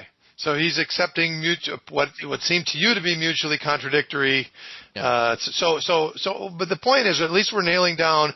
He's not arguing against those. He's just saying they're not mutually contradictory. That's what he's saying, and that's where at least we know where the disagreement is. Yep. Okay, good enough. My second thing was you said earlier something about Leibniz. Everything is a network of relationships. Yes. Now that, in my view, I hadn't heard that before, and I haven't read Leibniz, and I probably need to. I know a little bit about his ideas, but that's really kind of at the core of where I start. And in my view, you said that leads to Einstein's concept of relativity. In my view, that refutes Einstein's concept of relativity, because if everything is in fact a network of relationships, then those relationships are going to have a location, and I won't go into details about that, and that location then establishes what would be called the preferred frame. Or proper time, as you call it. And I'm totally in agreement with you, and I know we've had disagreement about the idea of proper time existing, and that things need to be compared to proper time, or what, as you call it, universal time. And so we can't, in other words, we can't go from A's time to B's time directly. We have to go through the pathway of universal time in order to make a reasonable conclusion. Anyway, that was, I don't know if that's really a question, just a thought. I really definitely want to go start looking into that Leibniz's idea, because that struck a chord with me. I don't know if you want to make a comment. And the third one I want to make is, you said toward the end of your talk, you said that if rotation is absolute, then linear velocity is also, and linear velocity is not. Therefore, I don't remember now where you went from there. I disagree with that, and here's my argument. No, I was saying that linear must be absolute as well. Yeah, I know, and I'm disagreeing with that statement. And here's my argument, it's real quick. Basically, when you have a system which is rotating, you cannot just consider an infinitesimal, like a circle. You have to consider the fact that there is thickness and cross section to this rotating system, whatever it is. And when you have that, you will necessarily have shear.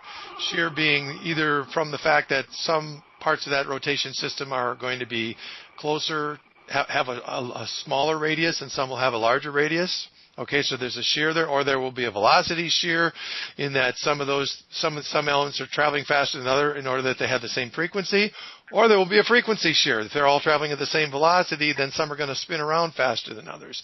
And so the presence of shear is evidence that the system is rotating. No matter how you look at it, the shear doesn't go away. It's just like energy.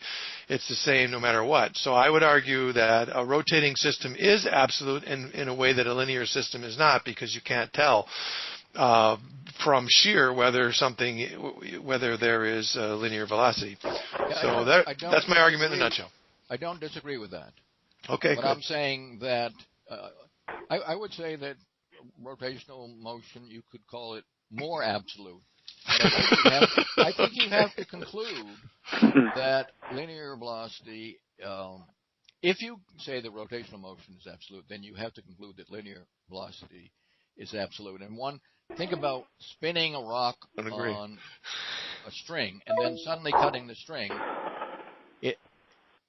When it was spinning on the string, it had relational motion and absolute motion and absolute kinetic energy.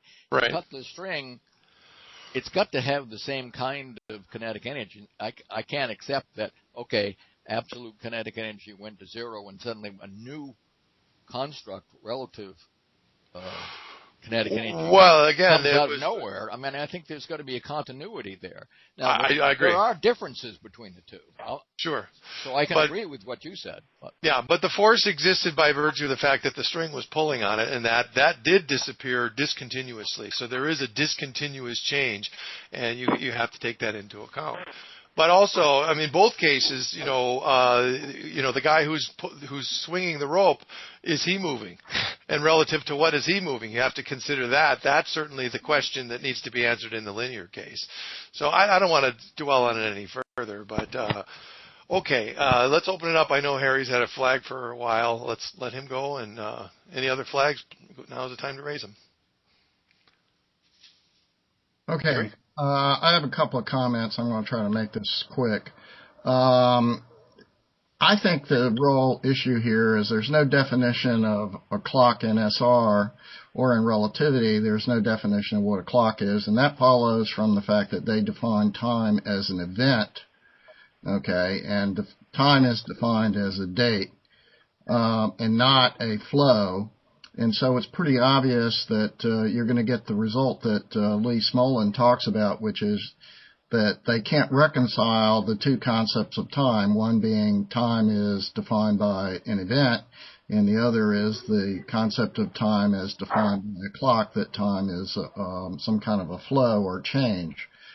So I don't think that you pointed that out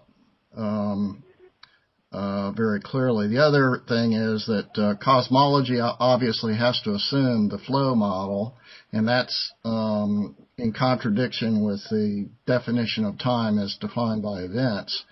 And they obviously have this problem that they have an event at t equals 0 that is not another event, and so time becomes kind of undefined there. I don't like this idea of defining proper time because that sounds to me like a relativity idea or, a clock.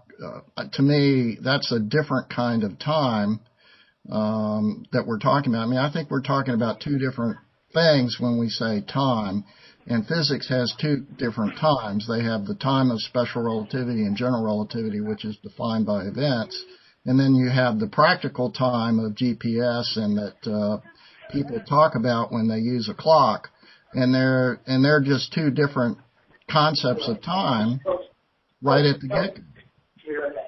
So you got two different ideas about what time is in physics, and of course they're not going to be reconciled. I also, basically, another comment, I mean, these are just things to comment on. I don't like the use of the word Lorentz relativity because I think that confuses people. I think perhaps we ought to find a better word for it. I think, I know Al sent out an email where he tried to create some paradoxes to prove that Lorentz relativity was wrong, but he made a lot of different assumptions than what you assume when you use that word. So I think I would think about it different. So I think there's some terminology issues that could be dealt with. That's my comments. Okay, let me make a few comments. First of all, let me thank you all for letting me go through all of these and, let's say, not going off on tangents on, say, geocentrism, because I really think that there's sort of some gestalt points here about, the way Lee thinks and, some of the, and that's not, I'm not trying to pick on Lee, the fact that he calls for diversity and going back to natural philosophy and then seems to not do that, or he learns some lesson from Ptolemaic astronomy that they paint a beautiful picture and the numbers seem to correspond, but that model had nothing to do with physical reality. But then he seems to do the same mistake that the Ptolemaic people did.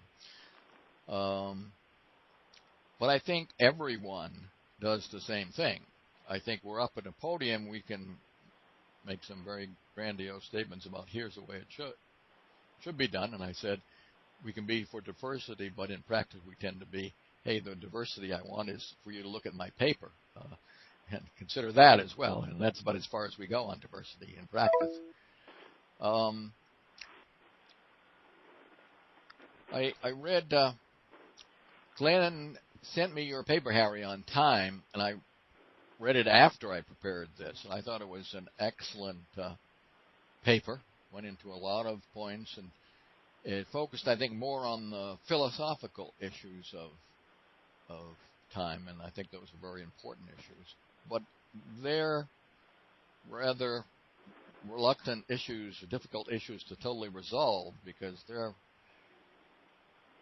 almost inherently vague, or that's my feeling. So I guess my focus on the using proper time was that it's absolute, it's well defined in physics, And I think progress can be made using proper time, whereas I think if we... Yeah, but my problem is that proper time is a concept that is something that came out of relativity, and so if you say proper time, you're going to have... I think you're wrong on that point.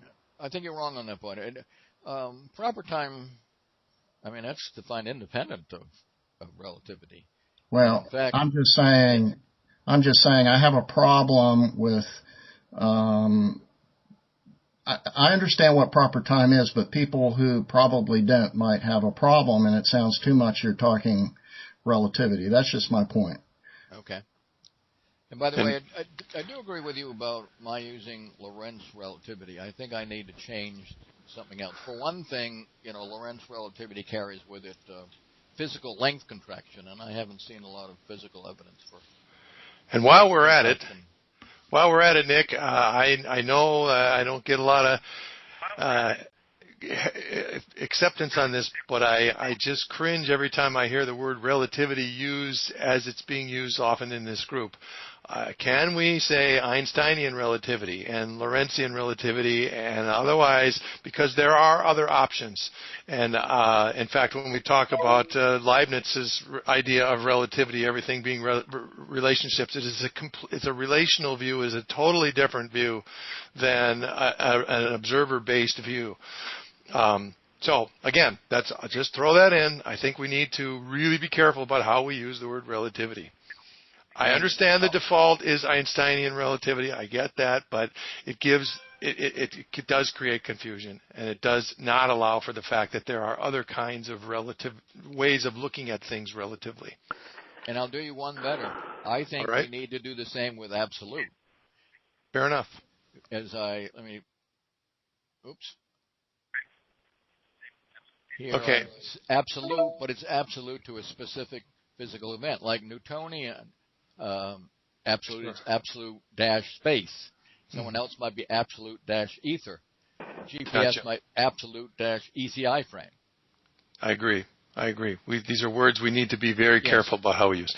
All right, Ian Cowan has been waiting a while, and then Anton Verbera is after that. So let's move on. Thank you, Greg. Actually, the points you were raising there with regard to being careful about defining absolute and relative, I was going to make as well. So I shan't dwell on that. But I'll just say one thing, that because I agree with Greg's point there. I'm an advocate of using relativity, the term specifically as well.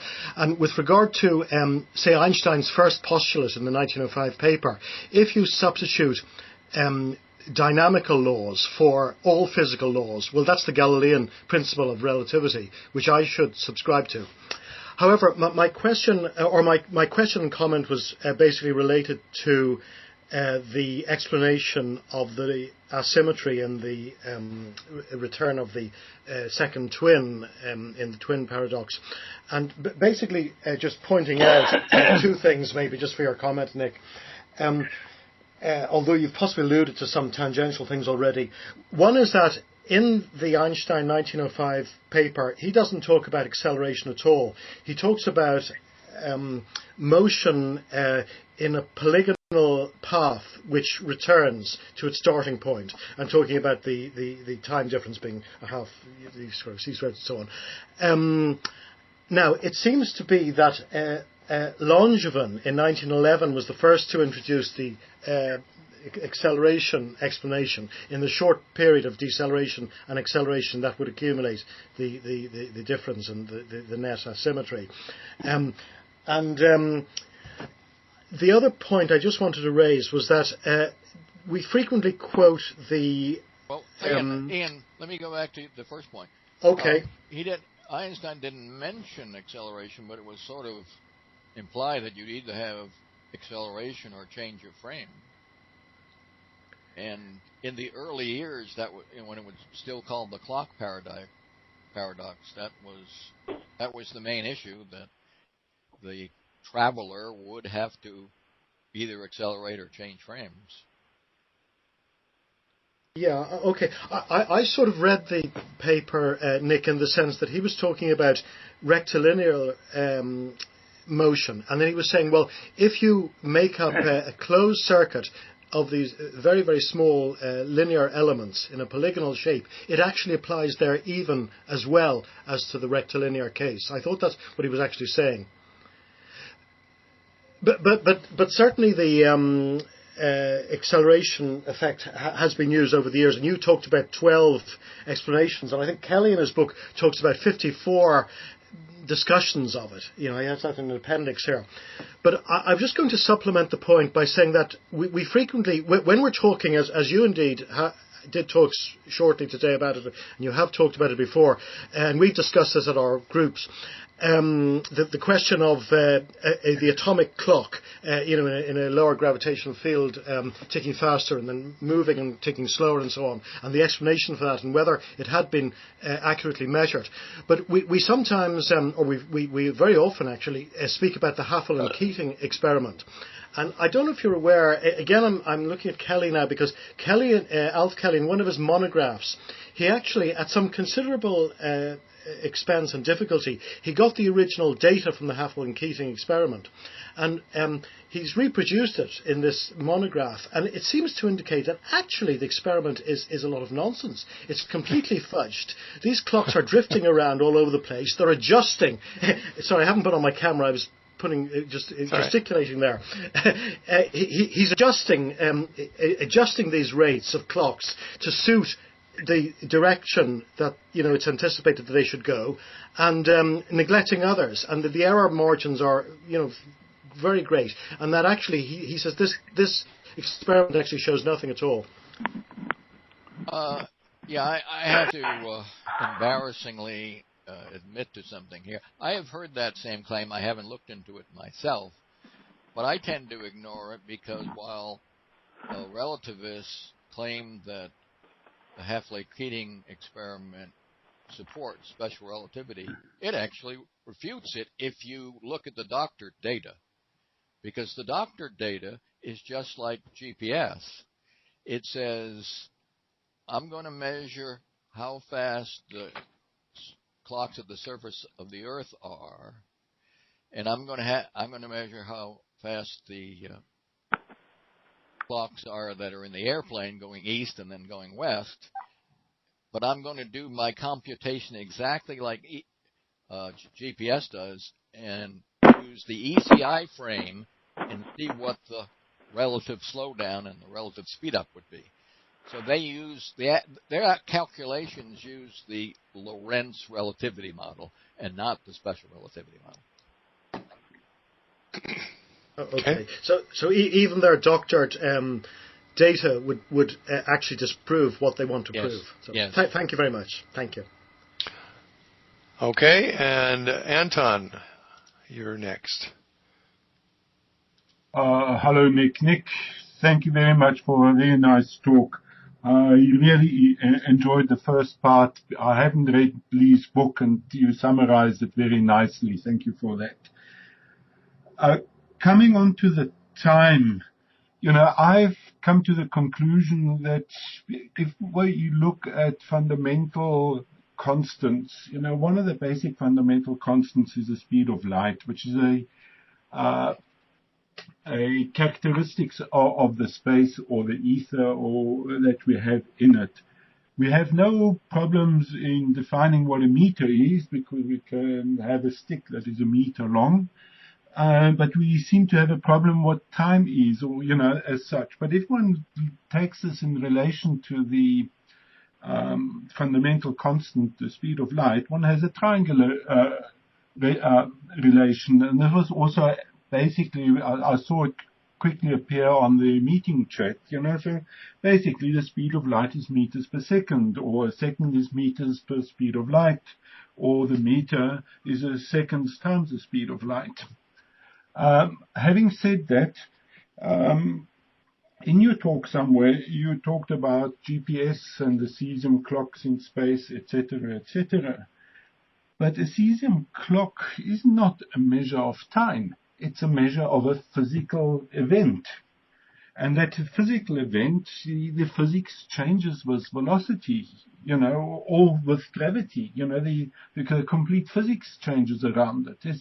in my opinion, it's got nothing to do with special relativity or whatever. There's the time that we measure. We just use, and unfortunately, that is the only thing that we can measure with, which are atomic clocks.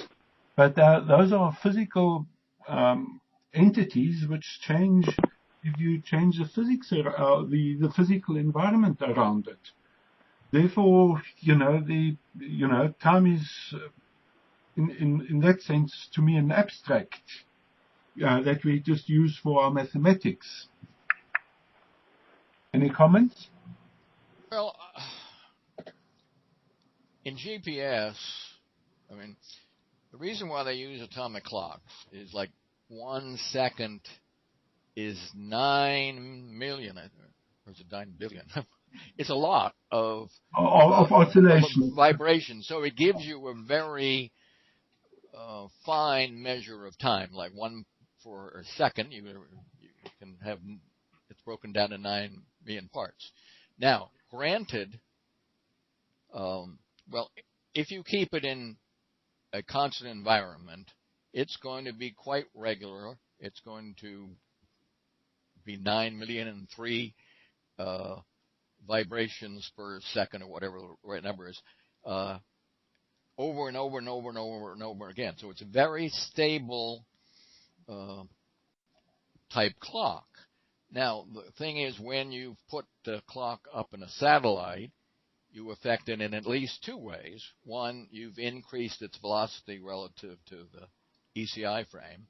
And number 2, you've increased its gravitational potential energy in relation to clocks on the Earth. But what I'm saying is that you can relate the 2 proper times that you get from clocks on the Earth and clocks in the satellite if your physics is good. And the 2 main components that change the rate of accumulation of proper time are velocity with respect to the ECI frame in relation to the Earth, in the location of the Earth, and difference in gravitational potential. Now, maybe they'll find out that you need to compensate for difference in temperature a little bit too.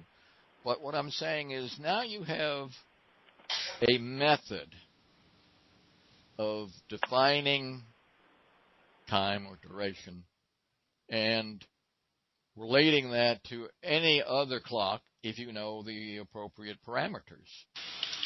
So everyone is on the same page when talking about what 1.5 seconds is. You can relate 1.5 seconds as measured on the Earth clock to 1.5 seconds as measured in the satellite, and they're different, but you know how they're different.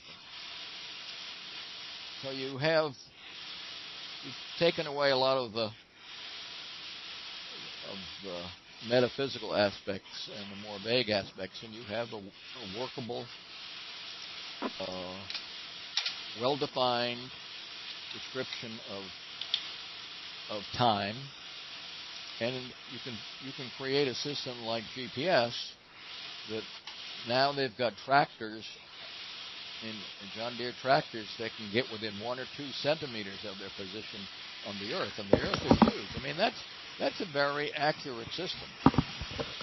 So, in terms of practical use, it's a very useful, practical methodology. And Nick, can I just, I'm sorry to interrupt. I know this is still Anton's deal, but in your view, as I understand, I'm just trying to make sure I understand your view. The proper time to be used anywhere in the vicinity of the Earth would be the time as it transpires from the center of the Earth. Is that right? Well, no. Anybody can use proper time is well defined, and proper time will be different for many, many different clocks in the location of the Earth. But we know the data seems to suggest that if a clock is stationary in the ECI frame, in other words, not in the, I don't know how you would get it to be stationary, but not rotating with the surface, that would be the fastest clock. Right. So that might serve as your standard. Then you relate everything else to the standard based on your knowledge of physics. This already exists. That's why I kind of object to this, because, I mean, it already exists. There's a definition of time, legal time. It already exists. It's already been implemented. It's what we call time when you look on the clock.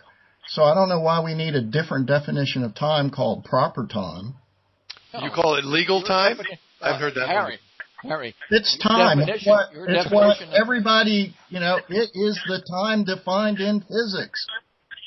It's the time that NBS keeps. It's the time, it's the universal time.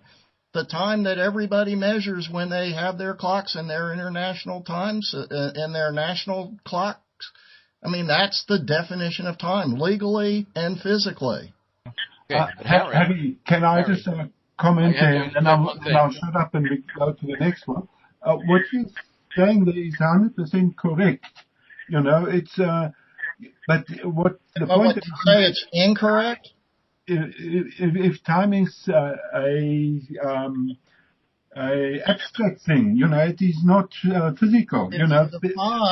It's defined in legal in treaties and conventions, and it's legally defined in the United States and a lot of other countries. What the second is, okay? And when NBS and their WWV, they send out what the time is, that's the time. And it has a definition, and it's a standardized definition. Better not be late. But that definition is a definition based on proper time for clocks at sea level. Well, it's based on, I contend it's different than proper time, but that's really a point. That's a point of argument, a fine point of argument. Okay. What I'm saying is I would prefer to use that as time. We call it UTC, Universal Coordinated Time. Okay. Well, we do have this issue of defining what we mean by time. That's no question about it. I'm not sure that's going to get resolved today. But Anton didn't get a chance to finish what he was saying. Can we do that now? Anton, are you still there? No, actually, I finished. But, you know, the point that I'm making is that we actually, you know, or that I wanted to make is that we're trying to put a physical entity to time. You know, that to me it's already been done. Yeah. No, but it's an actual. In fact, it's an abstract entity. You know, but anyway, let's carry on. There are others that were waiting, or now Anthony Fazio had a flag up, and now it's down. Do you want to say something, Anthony? If not, I think we have come to the end of our flags. And we are also at 11:30 my time. So I think we do need to get to the point of wrapping up soon. There was a question in the chat here. Sam asked where my ideas are written down. My ideas are written down in available in my profile at the World Science Database, just like most of the other ideas. So I invite you to go there and read some of the stuff. It's been there for a long time, and if you want to know more, you can find a collection of presentations I've made at this forum. We've been doing it for over 5 years. I invite you to watch those. So hopefully that's an answer to your question. Nick, let's wrap it up. Let's give a summary. Where's it going? What's next in time? Well, I wanted to say that I thought Lee Smolin's book was very good, worthwhile looking into. It's called Time Reborn. And even though, you know, I have some disagreements in how I look at time, I thought that book was a really good, thought-provoking book, so I would recommend it to people.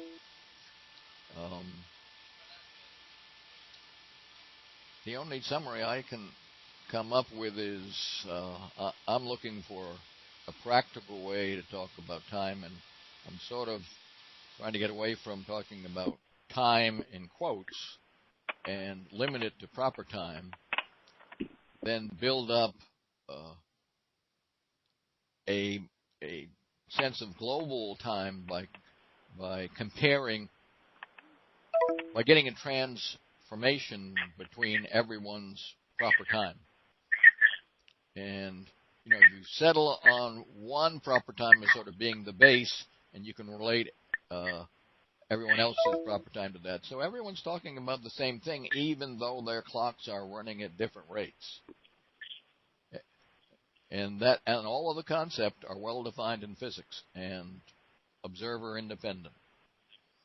They're absolutely. Yeah, that's great. And I think we need to come up with very specific cases where we can say, here's why we need proper time. Here's a case where it works, and it's already been done. It's already been done. Yeah, I think GPS it's has done been in proving. GPS. Yeah, I know and that's good, and it works. So I think it's a good thing to do. It's already been done. That's reinventing the wheel. I'm not asking to reinvent the wheel. What we need to do, Harry, is clarify the wheel. Yeah. My point is this. I mean, this is a question I would ask Nick. Does Lee Smolin talk about UTC anywhere in his book? Does he acknowledge the existence of the SI unit of time as defined by legal convention? No, he may have on page 258. I don't know, but no, that was not a big thing in his book. In effect, basically, I mean, my point is that in special relativity and physics, they're talking about something. When they say time, if they don't, they're talking about different things, and that's the large part of where this confusion is. Yeah, I agree. I mean, special relativity is a concept of time that's different from the concept of time that everybody uses when they say, I'll meet you at 3 o'clock. Mm-hmm. Yep. Okay, I was hoping to wrap that up. And I'm sorry we need to get in here and say, okay, I think we're done.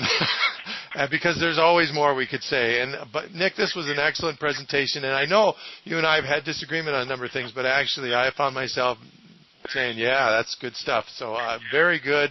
I've also read the Smollin's book and also recommend it. And like you, I don't agree with everything he has to say either.